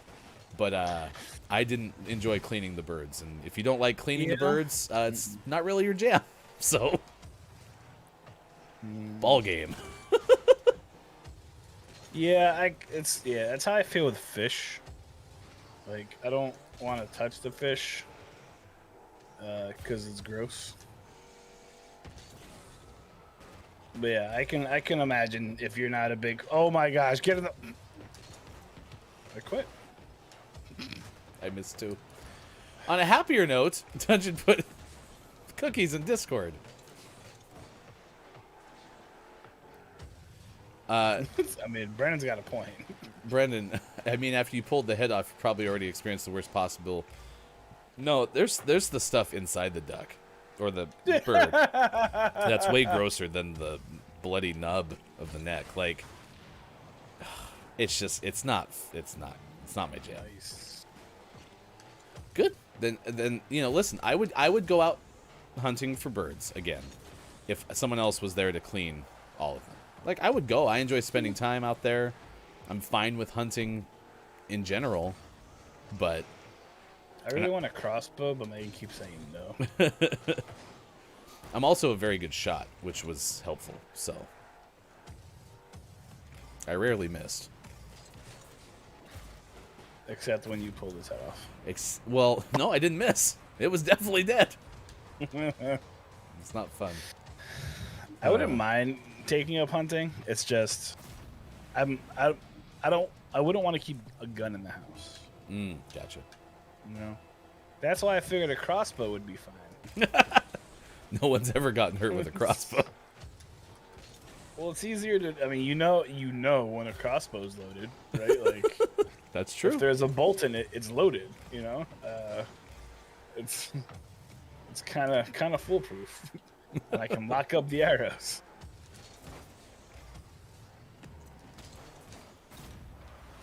Lady K FD said, is cracked. I mean, I'm a vampire, so I'm not squeamish. Fair enough. Yeah, sorry to bring up Hunting Talk 2021, but it's We're a part of my hunting life. show now, guys. Hunting morning show. Hunting morning show. I have too much experience mercy killing birds that my cats think I want as a meal, so I feel like I'm ready to go hunting. Or you already go hunting enough, excuse me. Oh, man.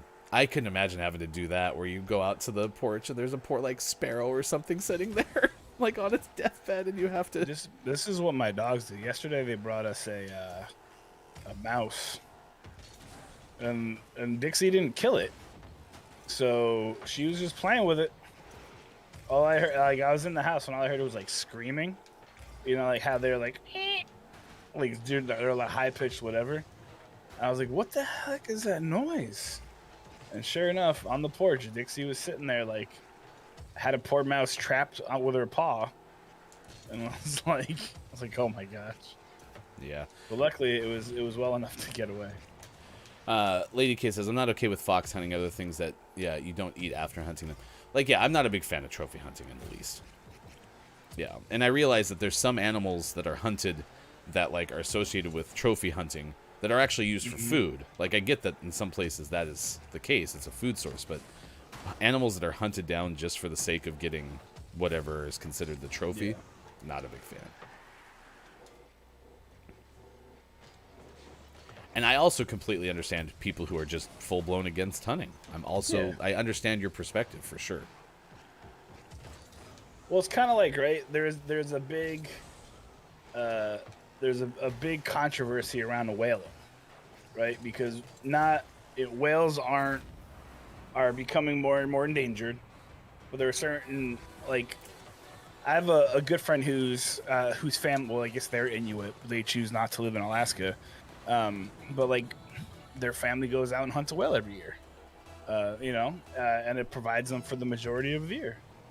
And they've had people send them, like, death threats. Like, leave the poor animals alone. This is how we eat.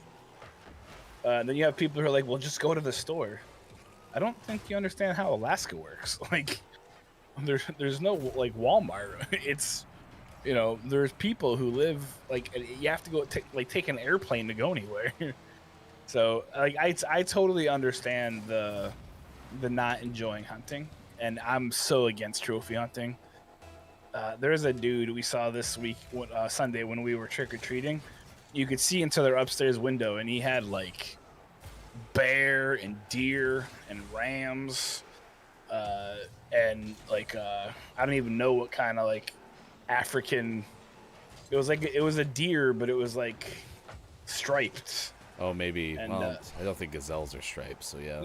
Yeah, so it was something I doubt is native to the States. And it's just like, ugh, like, I hate that.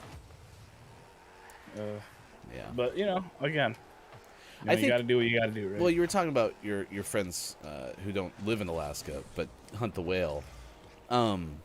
It reminds me of what Kate Zades talked about, because Kate's had the privilege to travel to a whole bunch of different places, and I think that's one advantage of being able to do that is you get perspective of what it's like to live in other places other than your own, and I think that does help a lot in understanding oh, absolutely, different backgrounds a lot. Yeah. So.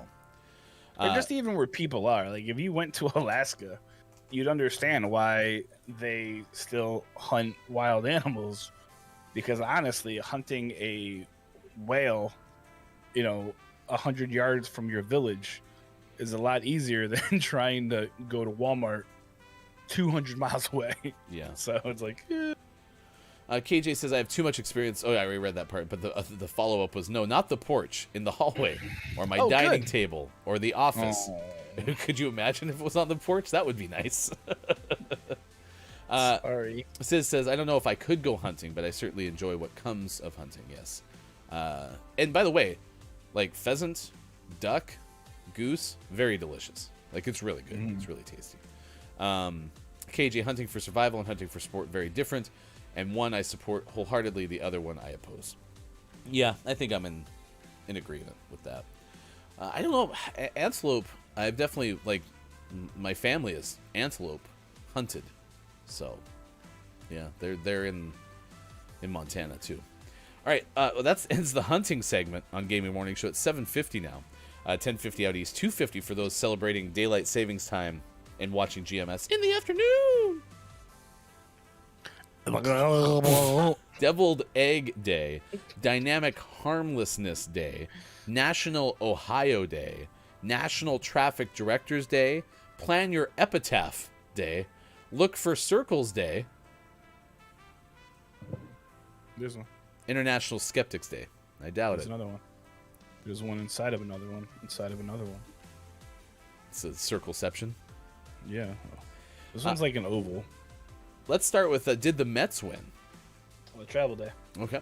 Yesterday, Monday Night Football, I tuned in when the Giants were leading the Chiefs in Kansas City 17-14. And I was like, I'm going to watch the end of this game, and the Chiefs are going to win. And sure enough, Kansas City 20, New York 17. Can we just, like, disband the NFC East and, I don't know, just let, like, 4 college teams play there? Cowboys are real, though. Real what? Good. Huh? See, they don't need Dak. They got that other guy. Cooper. Fisk. Oh, KJ says, in a shocking twist, the Mets did win. Not baseball, but in the game of life. Oh no, they lost that too. They fired Zach Scott, who was their GM, who was God. You can ban people from YouTube, right? I have to ban restream, but yeah, they fired Zach Scott, who was their GM, who got busted for DWI this summer. He was on administrative leave. The sensible thing would have been to demote him because he's actually a really smart kid or guy, whatever the heck he is. Would have been to demote him and let him prove himself. You know, be like, hey, are you going to keep being a douche or a douche mark? Or are you going to be a good guy? And then hired a GM, so at least he's... But they just fired him. So now I think we're up to 7 people who have said no to being the GM. So again, if anyone here wants to be the GM of a baseball team, send your resumes to Steve Cohen at Citi Field, New York, New York. Why not? Your Seattle Kraken lost at Edmonton yesterday 5-2, and your Portland Trailblazers lost to Philadelphia 76ers 113-103. Yesterday was a tough day in my household from a sentimental standpoint. Von Miller is now a member of the LA Rams. Broncos trade the face of the franchise to the Rams in exchange for 2 second-day draft picks in the 2022 draft. We'll always have Super Bowl 50, Von. If anybody can track me down a hefty goof-sized white Denver Broncos Von Miller Super Bowl 50 patched jersey, please do so. If it's under $200, just buy it. You haven't been able to find one? I haven't looked until yesterday, and yesterday I have not been able to find one, so I will continue to look. Okay. I have a weird rule with Broncos jerseys. I cannot wear or own, well, I have owned one, but I don't wear it, if they don't play their last snap with the Broncos. Unless they won a Super Bowl, and then I want their Super Bowl patched jersey, because in Super Bowls they wear the patches on the jersey. So I have my ultimate one that I want is the Steve Atwater Super Bowl 32 navy blue jersey, because I don't have an Atwater jersey, but he finished his last snaps with the New York Jets. So yeah, I have weird quirks when it comes to the Broncos jerseys. Hey, you do your thing. Derrick Henry having surgery may be done for the year, but that's not confirmed. So may be done for the year, the Tennessee Titans running back. However, Jameis Winston tore ligaments, ends the season, the quarterback for the New Orleans Saints. So Trevor Siemian. Someone asked Drew Brees if Drew Brees wants to come back and play football. Drew was non-committal to that idea. Yeah, did you see who's going to replace Derrick Henry, though? Didn't they look at signing Adrian Peterson? Adrian Peterson. Did they actually sign him, or is it still just a speculation? I'm pretty sure I saw on Twitter they signed him. Oh my gosh, that's fun. All right, there you go. There's your sports. Sports. Top of the moron to you, King Gray. It is good to see you. Caleb says, "Can we really call the Mets a baseball team?" You know what? I hate you. You're fired. Docked. K's docked. What? Yeah. Hold on. I'm gonna put this in Discord to prove that I'm not crazy. Bing. See, here's the problem with the days of the day, K-Laugh. If you have $5,000, you can make any day to day. I wish this is what's on here. I wish they were not named, though, the same thing. Like today on our copy, it says International Skeptics Day. And that is exactly what K-Laugh is finding for October 13th and one in January as well. Yeah. Well, so this one says Skeptics Day International, so maybe it's different. Okay. Listen, K-Laugh, I'm not sure what you have right there is true. I'm skeptical. I'm very skeptical of anything you say, Kayla. Oh, not everything for me. Nope, for now it's everything. Sis says, good spurts. Thank you very much. We love our spurts here. Spurts. And then apparently Papa Paz is rooting for your Dallas Cowboys. We had a thing. Papa Paz. It was and then you had to magical. ruin it. Next hour, we play community games. We could try Gartic. Oh, that'd be crazy. I don't know how that functionally works, so I'll leave it up to you. Okay, that's an option. We could also play the clip of the day, which we'll have coming up next hour. Takeaways that were pretty okay. What is something you learned from the show? And also we'll have our Gaming Morning Show, Morning Gaming Renews in addition to that. Tomorrow is GMS After Dark, 4:45 p.m. Pacific Time. It is CJ Collier from But Why Though and Into the Spider Cast along with Chris M. Yee doing a Marvel villain bracket. Tonight, 9 p.m. Pacific time, it is the second episode of GMS Plays Marvel's Guardians of the Galaxy with Sports.Gaming. So stick around. We got more happening. It is Tuesday, November 2nd, 2021. Facebook Gaming, Twitch, YouTube, Twitter, GamingMorningShow.tv.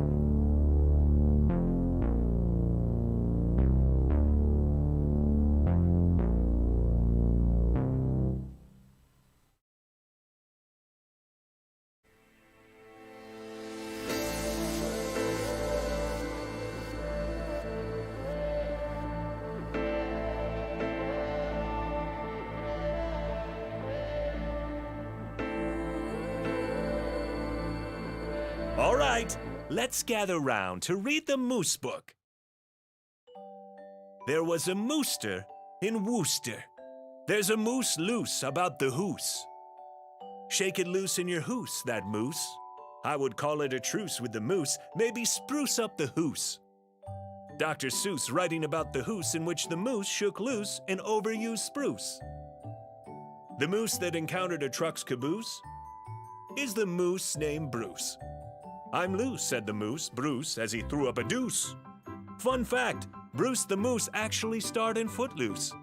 Snitches get stitches like mooses get looses. Obtuse rubber goose, green moose, guava juices. Goose and moose called a truce over being loose around Bruce. A moose nuisance is a moosance. You better write about the moose, no excuse.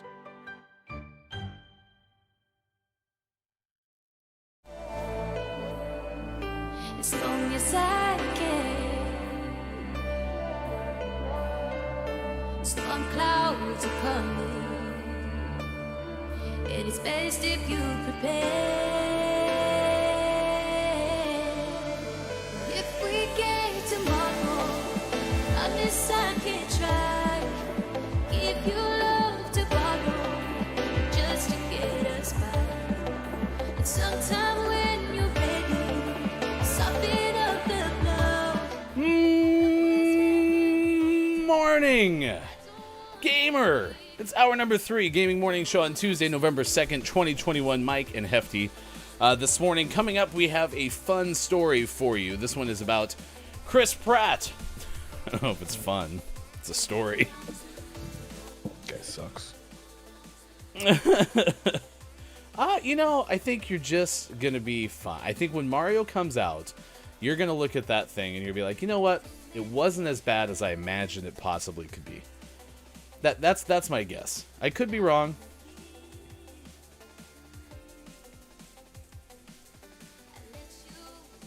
But probably not. Whoa. Sorry, my Discord just took a nap. It happens. It's good to see you, though. Let's welcome in the final hour crew. We have Sizz this morning. KJ's hanging out with us as well. Man, it's been a lot of fun. Brendan, I think that's 3 morning gamers for you today. Nice work. Proud of you.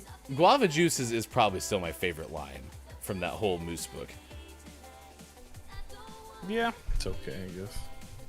I've never had a guava juicy thing. Have you ever had a guava? Since I've never had his juice, the answer is probably no. You didn't milk the guava? Oh, God. But Sizz says, just like the Sonic movie or Detective Pikachu. What? Oh, up at the top there. I wish my boss a happy Monday this morning, and now it's too late to correct myself, and he probably just thinks I'm an idiot. So I don't think those two are tied to each other. So I think that... Let's try to figure it out. That was wrong. No, so I think he's talking about, I don't know, the movies. Says, help us out here, please. It says, actually, if you can now just try to convince me that your boss and Sonic movie are related, I'd appreciate that even more. That'd be a better lie to try to convince me of. The Mario movie. Oh, gotcha. The Mario movie is going to be better than you think. No, it isn't. All right, fine. Get ready for takeaways that were pretty okay, and the clip of the day coming up a little bit later. We wrap up a little bit earlier on Tuesdays, so we'll be ahead of schedule, and then we'll send you somewhere if you're watching on Twitch this morning. Mike O is raising money as part of Movember. It culminates in a 12-hour stream coming up on November 28th. What is it that we're trying to accomplish in terms of your fundraiser for Movember? So Movember is an organization that tries to raise money for awareness, and I still can't think of a word. But it basically is what they're trying to raise money for is 3 things. For it's specifically for men, for testicular cancer, prostate cancer, and then mental health awareness for gentlemen. Men have a very large problem with mental health for the most part, because it's something that we have been traditionally taught not to talk about. For me, my main goal is to help raise money to bring awareness to men's mental health, and also to provide resources for men to reach out who are having a hard time. As someone who's grown up and had mental health issues for a very long time, I've struggled with depression, with anxiety. I've attempted suicide in the past. Every minute a man commits suicide, 4 out of 5. 4 out of every 5 suicides are male, for a variety of different reasons. So I just want to help raise money to donate to the Movember organization to help them kind of raise awareness and provide resources for men who are going through mental health crises, and just kind of helping men to realize that it's okay to not be okay, as our good friend Papa Paws likes to say, because it's true. So I'm trying to raise $1,000 by the end of November, or Movember, or Mike Ovember, however you want to say it, in order to raise some money for this cause. Yeah, thanks for raising money. Thanks for sharing your story. You can find more about Mike's fundraiser at that link there, and tune in November 28th for a 12-hour stream at twitch.tv/look. It's Mike O. If you go to my Twitter, there's a fancy little picture on it. It's fancy. I made it with my hands. Actually, I should have made one in crayon. That would have been fun. That was one of my favorite activities, especially when we, my daughter's my oldest, and especially when she was like 4 or 5. We spent a lot of time coloring. My kids still love coloring. But now it's with like fancy colored pencils. And then they're like, oh, I broke it. I need the sharpener. I'm like, you have to go over the trash can, because like, for whatever reason, Brack Attack? Is that Austin? For whatever reason, they think when they use the pencil sharpener, the best game is to try and make all of the shavings go all over the table and the floor. That's funny. Yeah, I think I still do like coloring, but I don't do it enough. Yeah, that's a big one. I tried, speaking of Oculus, which nobody mentioned, they have a VR coloring thing, and it's real hard. Because you're like, wait, what am I doing? Maybe my skills just aren't up to snuff, but yeah. I take a lot, I really enjoy people, like grown-ups that are able to do coloring for like long periods of time in order to like help with anxiety and whatever else. I don't have the attention span. Yeah, I think it's like reading. Yeah, I think that's kind of where I get in that trap too. Is like it's fun for maybe 20 minutes, and then my brain starts to wander. Yep. I want to paint, Brendan, but there's a million things I want to do, and painting is one of them. But I haven't battened down the hatches to do it. So Brendan said the reason I got into painting is because it's just coloring if you can get past the drawing bits. It's like coloring, but you can't ever get the coloring off of your clothes if you get them on there.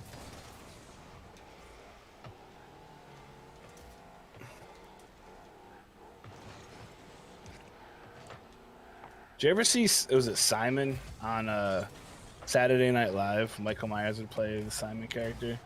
And I always loved drawing. No. I always wanted to draw.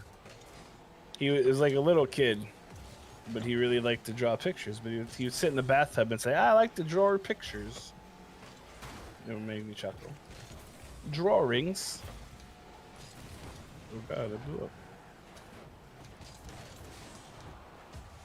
I'm disappointed I never got the Batmobile. We played so much Gotham mode on this. Did I miss the memo that like it's in my inventory and I just don't know about it? Did you have to buy it? I don't know, but it was like I would assume they would have made you buy it. Because there was all this stuff this little countdown thing that said something out of 11. Yeah. I had assumed if we completed it, we were going to get something, and I must have been wrong.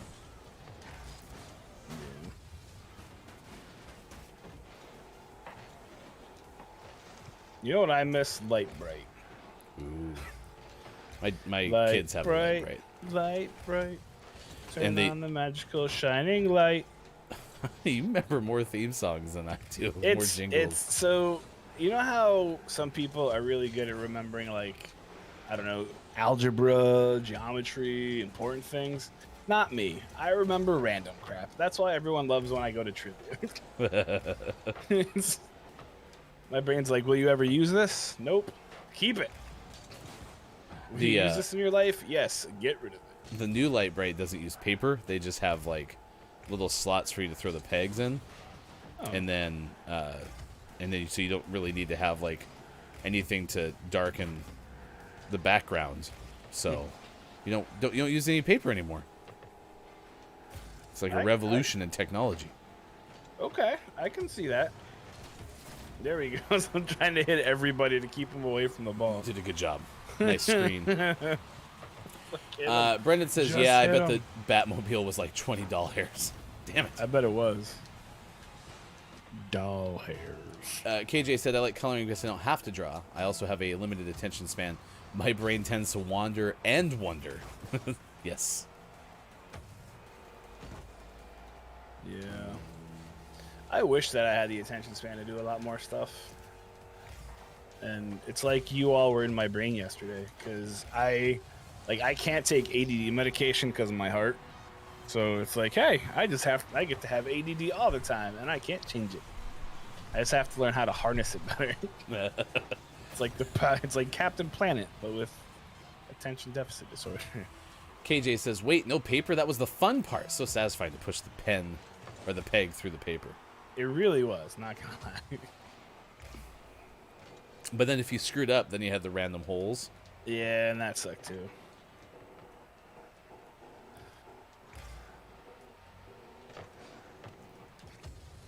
Oh, I missed the ball completely. Thankfully, Hefty was there.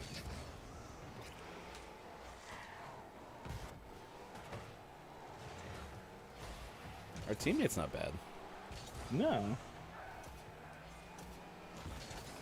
Oh, no.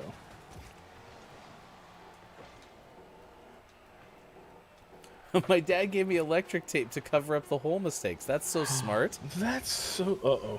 I missed.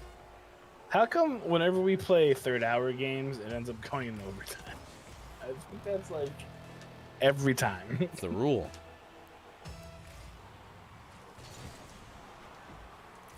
Brendan says, "I have an old school light bright still, found it at a vintage shop right before Nice. the Panini."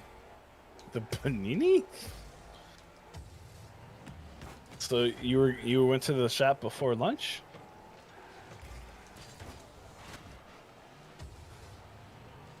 I mean, I guess just a good time to go to the thrift shop. Yeah, the panini, the toasted pandemic. Toasted pandemic.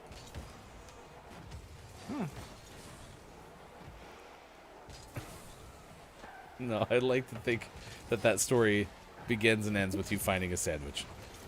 It's more fun that way for me.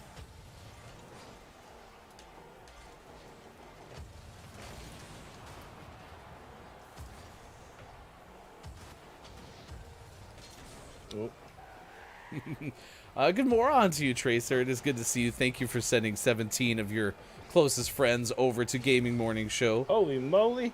We are finishing up our final game of Rocket League before we play some community games. We're going to do something called Gartic on Stream for our community games, which we do every show in the 8 o'clock hour, unless we have a 5 questions GMS guest. That is Mike on the top. I am Hefty Goof. We are Gaming Morning Show. We are a morning radio show that plays games. Coming up later this hour, we will share a story about Chris Pratt voicing somebody. And we are asking you today about your favorite cartoon characters, because today is Cookie Monster Day. Doesn't have to be Sesame Street. Could be anyone.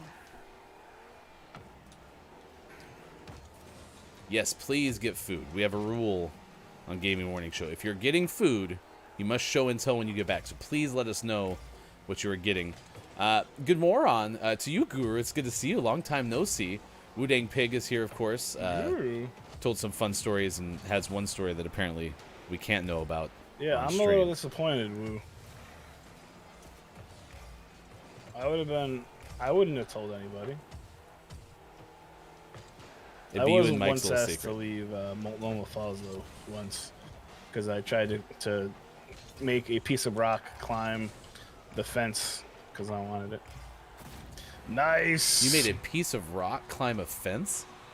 So there was this really awesome piece of basalt on the other side of one of the fences up at top, and I reached through it and was like walking it up, like hand by hand, and some guy was like, "Excuse me, sir, you have to leave," and I was like, "Okay."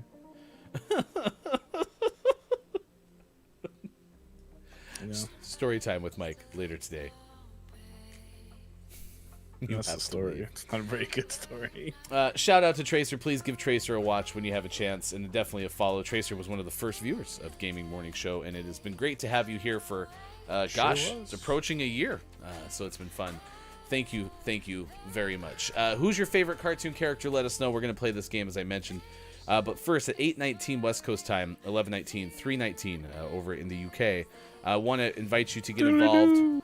This Saturday, it's Full Plate, a fundraiser for Player versus Hunger. On Saturday, starts at 9 a.m. Pacific time. Kim Chica, outstanding just person, really, to be honest with you. Very good streamer who hosts things like Taste Test and a lot of indie game content at twitch.tv/KimChica, is trying to raise $40,000 for Player versus Hunger. They already have secured matching donations from Innersloth, the makers of Among Us, and Twitch of $10,000 each. So the goal is to raise $40,000. Wallstormer of Intelligame is helping as well. Armor Up Against Hunger. It's coming up this Saturday, starting at 9 a.m. Pacific time over at twitch.tv/KimChica.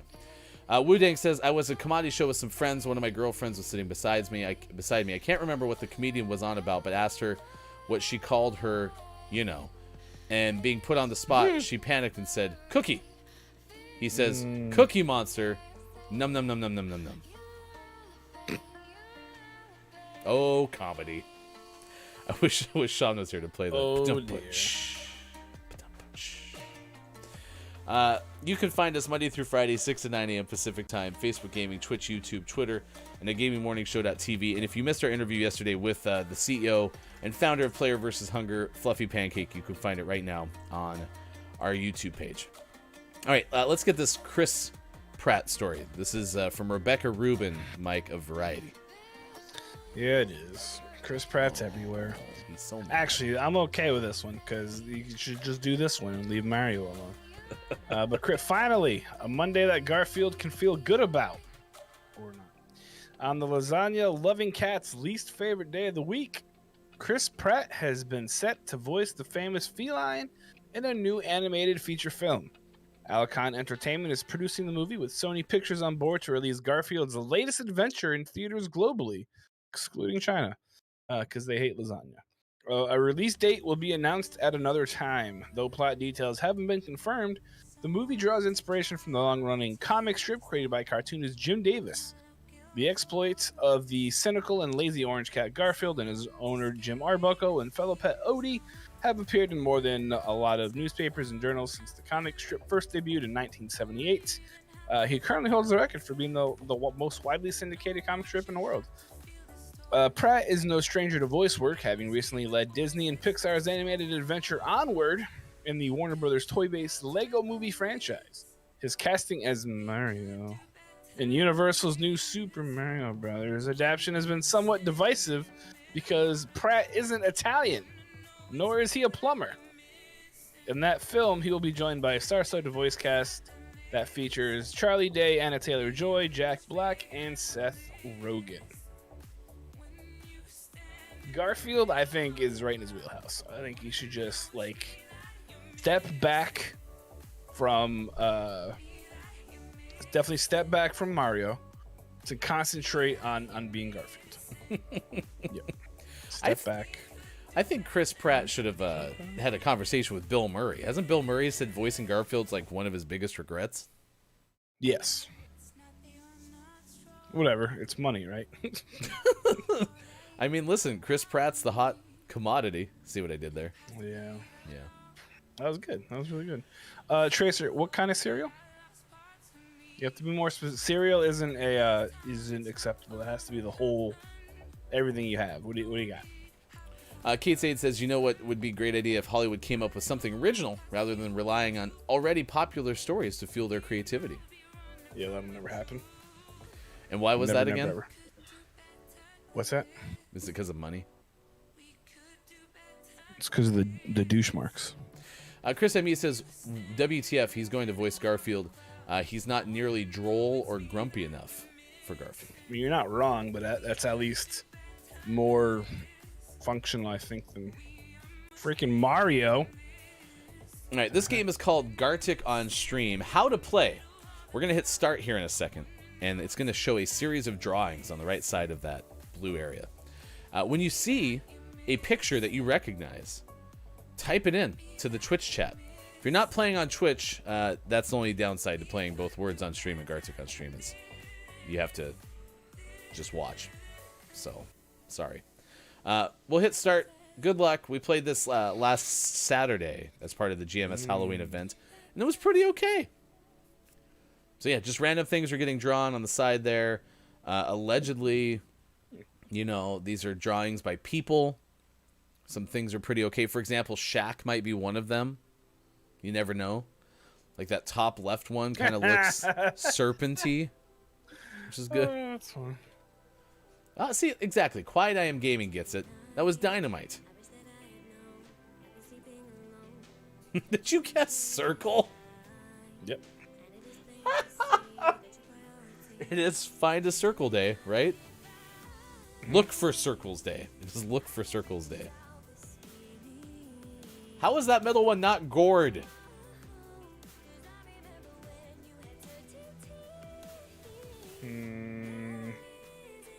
The one on the bottom left is the Pringles guy holding a weapon. Yes, this is a pissed off Pringles guy. I said, once you pop, you can't stop. How was the top left one not Snake? Has anyone tried Snurpit? Snurpit. Snurpit. Serpent. Or a tongue. Nope, Has anyone it's tried not tongue? Snurpit. Snurpit. Tried Snurpit. It was not it. Sorry. Has anyone tried Brazil? With a Z. Try it with a Z, Tracer. Try it with a Z. How was that not Brazil? It was I don't know. Tracer tried YZ. Oh, Is it yeah. Rio? Try Rio or Rio de Janeiro, because it's kind of in the vicinity of Rio. It was a papaya? There's no way that was a papaya. Wow. Dang it, Lady K. Good job, Lady K. Thank you for trying Rio. Cheese wheel. All right. Well, there's your leaders. The first of which is our very own Look, It's My Go. 3 stars to take the lead. On the very top there, Quiet I Am Gaming. Good moron to you. Hey, it's Brendan _TTV and Dungeon Meowster KJ, Lady K, all got 1 star apiece. I don't doubt that you've eaten a papaya, Lady K. I just don't believe that was a papaya. Show me It a was picture totally of a the gourd. papaya. Yeah, I mean, the papayas that I'm pulling... Oh, nope, I see one there. Okay. Yeah, that's kind of an orange papaya on the bottom. Because as I say, all these look green, but... Yeah, that's what I'm saying. All right, fine. You win, Lady K. You win. It was a spaghetti squash. All right, here we go. We moved to level number 2 because we weren't good enough to do more than that. So good luck. Skip anymore. That's lame. Let's go. We need to get 8. We need to get 8 to succeed. Quiet said, also, my internet went out late last night, and apparently that cut off my Google Home alarms. Whoops. So if the time to break into Quiet I Am Gaming's house was last night. He lives in Florida. Everybody run. That top right is papaya juice. Wouldn't it be funny if that's what it was? Lady K found beer. Nice work, Lady K. You're cracked. Rolling pin by Sizz. KJ found brick. Hammer from K-Laugh. What's the top left? Is that starfish? It is! Mike O found it. Nice work. Y'all are cracked. This is going much more smoothly than the last one. Try bottom right fondue. Fondue. Mike is cracked. No, you can just type it in, right? I could, but this is more fun. Squirrel on the top. How about chipmunk? Flying squirrel. Is it Skunk. not Rocky, but the other one? No, wait, it was Rocky. Bullwinkle was the moose. Rocky. The middle right is the Xbox mini fridge. You're not wrong. The only regret I have right now is I have a little sound that plays in my headphones every time somebody puts anything in chat. It's the only regret I have right now. Maybe if I click it, does it go away? Nope, it doesn't go away. Woof. Oh, no, maybe it did. It does. Yes, that's much better. Thank you, Mike. Buttered noodles because of me. Ooh, Tracer found Peel at the very end. Boy Scout from Sizz. Y'all are cracked. Good job. Nice. We got 11 of 8. That's 2 stars. I wish they would tell you what some of these other ones are, because I don't even know, bro. I don't even know, bro. Someday you'll know. Someday you'll know. Sizz had the leader spot in that one. Level 2, 3 stars. Lady K, K-Laugh, and Look It's Myco, 2 stars apiece. And then KJ and Tracer each had a star. So your overall leader through 2 levels, and we're going to level number 4 next, is your own Look It's Myco, 5 stars. It's me. Lady K and Sizz on the podium at 3 apiece. The Caboose crew right now is Quiet I Am Gaming, Brendan _TTV, and Tracer. That is the Lucy the First memorial Caboose crew. So if you ever have a chance to watch Lucy, watch. All right, good luck. I believe in you. Scartic on stream. Somebody guessed banana before they even saw stuff. It was Mike. Duh. The bottom middle one looks like someone's peeing. It really does. Oh my god. There's a puddle now. Oh, so much urine. It was lawnmower. Yes, of course. Ooh, bottom left might be fence, electric fence, something like that. Top middle, or sorry, the middle left could be like flush, barbed wire. Nice work, Brendan. What's the button called? The flusher. Flush button. Flush button. No? Okay. Top middle might be Taylor. Bird. Top left, Seagull. Yeah, Mike, you're cracked. Oh, where's the seagull?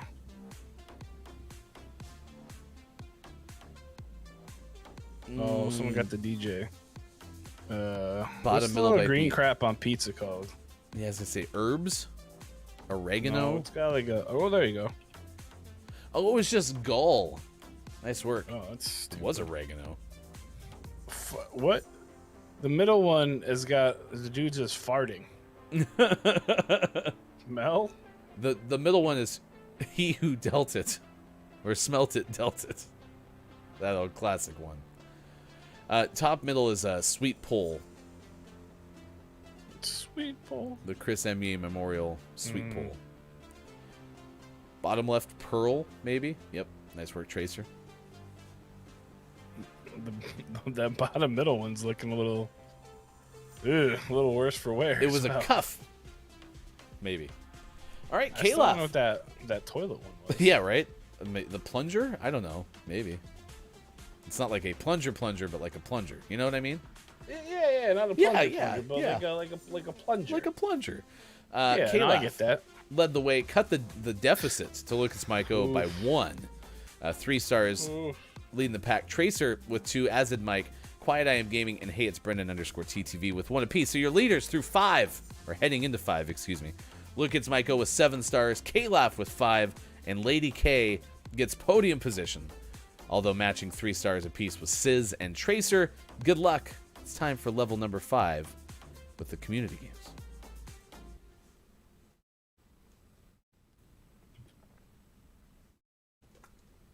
Globe. Someone type globe. You're cracked, Mike. I think it is kind of rough because I have the driver's seat here. I get to see everything before everyone else. You have it a lot. Someone type reindeer. Someone type giraffe. Yeah, Mike's cracked. I'm just telling you to type random words. It has nothing to do with this game. Just... Can someone type puppy, please? Puppy.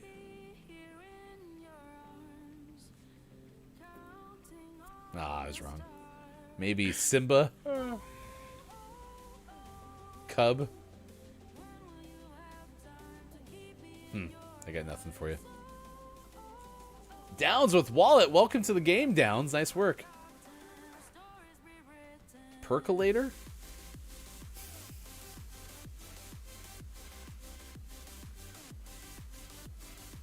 Ooh, is there a comforter? Mattress, maybe?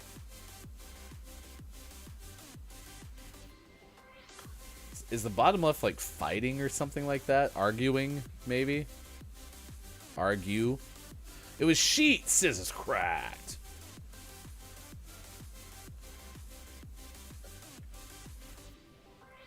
Knitting needle. And Sis got argue. Nice work with knitting needle. Boom. You're nuts. What's that middle one? Is it a carafe? Maybe try carafe. I tried it. I don't know. Maybe I spelt it wrong. See, I thought it was C-A-R-A-F-F. Okay. Hey, look, Downs got slow. Circle. It really does look like Simba, so. Alright, look, it's Mike O. Got all of them by himself. Quiet Eye of Gaming matched with 3 stars, which I actually do think Quiet did get all by himself. Downs and Sis with 2 stars apiece. K-Laugh had 1. Way to go, Downs. Yeah, welcome to the game, Downs. Your 7 through 9 is KJ, Brendan, and Downs hanging out with 2 stars apiece. Caboose Crew for life. Look, it's Myko extended the lead to 4 with a 10-star total. All by yourself. All by myself with my brain. All right, we're running too long here, so we either got to lose or we just got to start going fast. It's the lightning round. All right, go.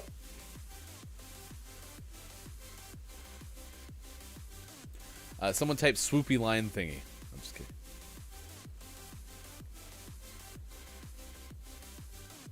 How did that not hit? I think there's a conspiracy theory. Someone guessed face. What about like French bread or roll or hoagie? It was bread! Who knew? Sis found tight. I didn't even see what it looked like. Someone typed Santa. Or Santa Claus. Wow. Y'all are going nuts. I don't know what the bottom right is then. If it's not Santa Claus.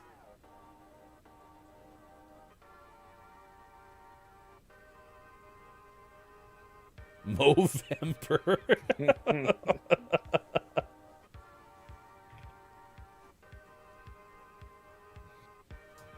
Oh, it looks like a king or something.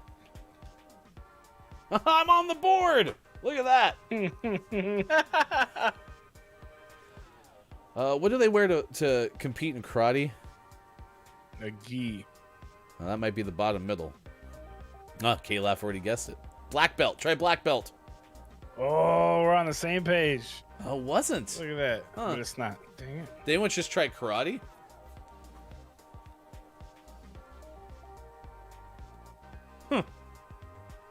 It's a Nutria, middle right. They pee red. Do they really?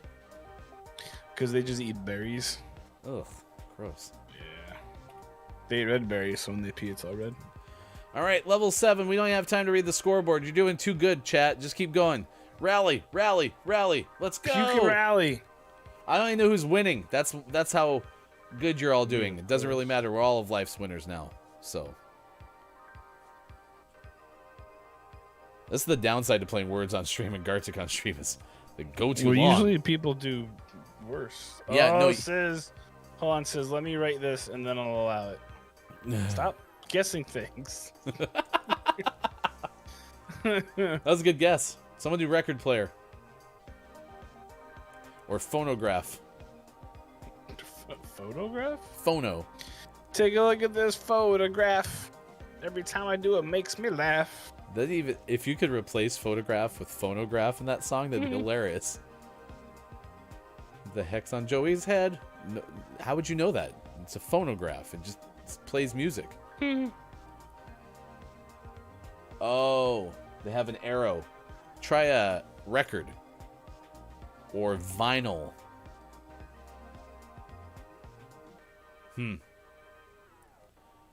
Analog music.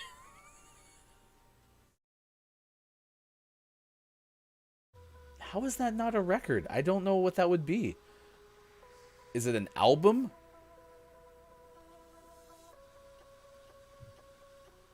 An EP?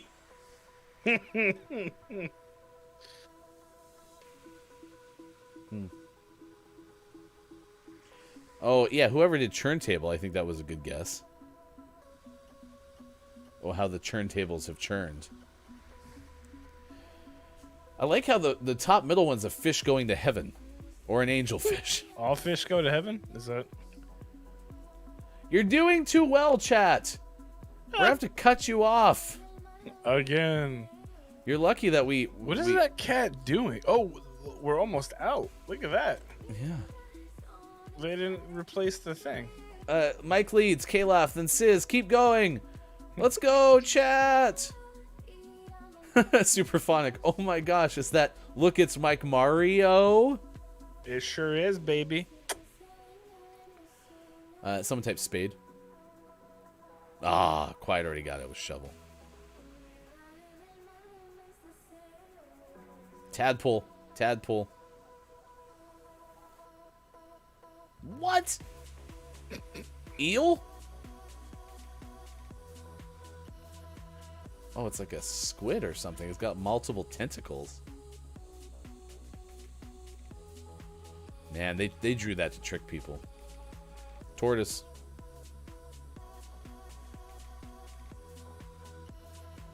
Nice work, K-Laugh. You're cracked. Ooh, is there Dracula or vampire? Dracula or vampire? Nice, K-Laugh. You're nuts. K-Laugh doesn't want this to end.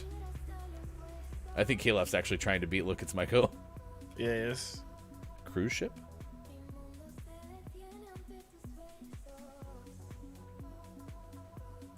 Open water.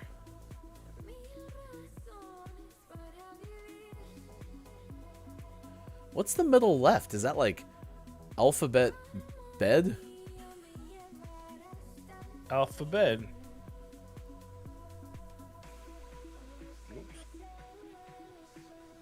Sleeping on lumpy letters. Centipede. Nice. Oh. Leg? Oh, leggings. Try leggings or pantyhose. I can't work G. Or thigh. Yes, of course, it was thigh. Die. Chat, you won again. Stop it. Just, we're- These community games are supposed to be very brief and slow. K-Laugh has the lead. We've now learned not to play Gartic. Maiko is getting crushed. Not really. You're down by one. Crushed. Here, I'll try to make it more pressureful. Pressureful? Yeah, it's like pressure, but it's more full than that.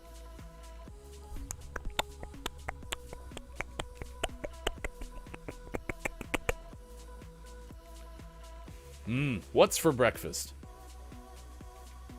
Hanger. Why am I helping?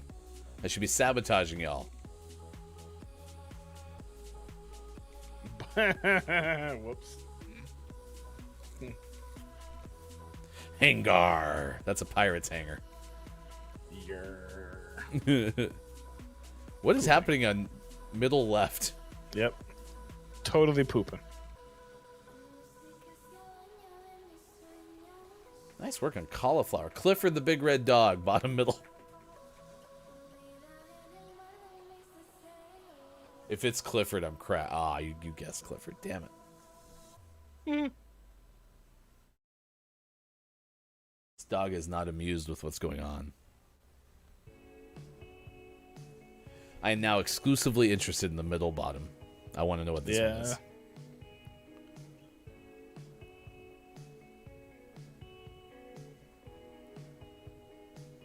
It's Sniff. It was Sniff. Seriously? This game is silly. You're gonna lose, chat. You're not gonna make it. Please.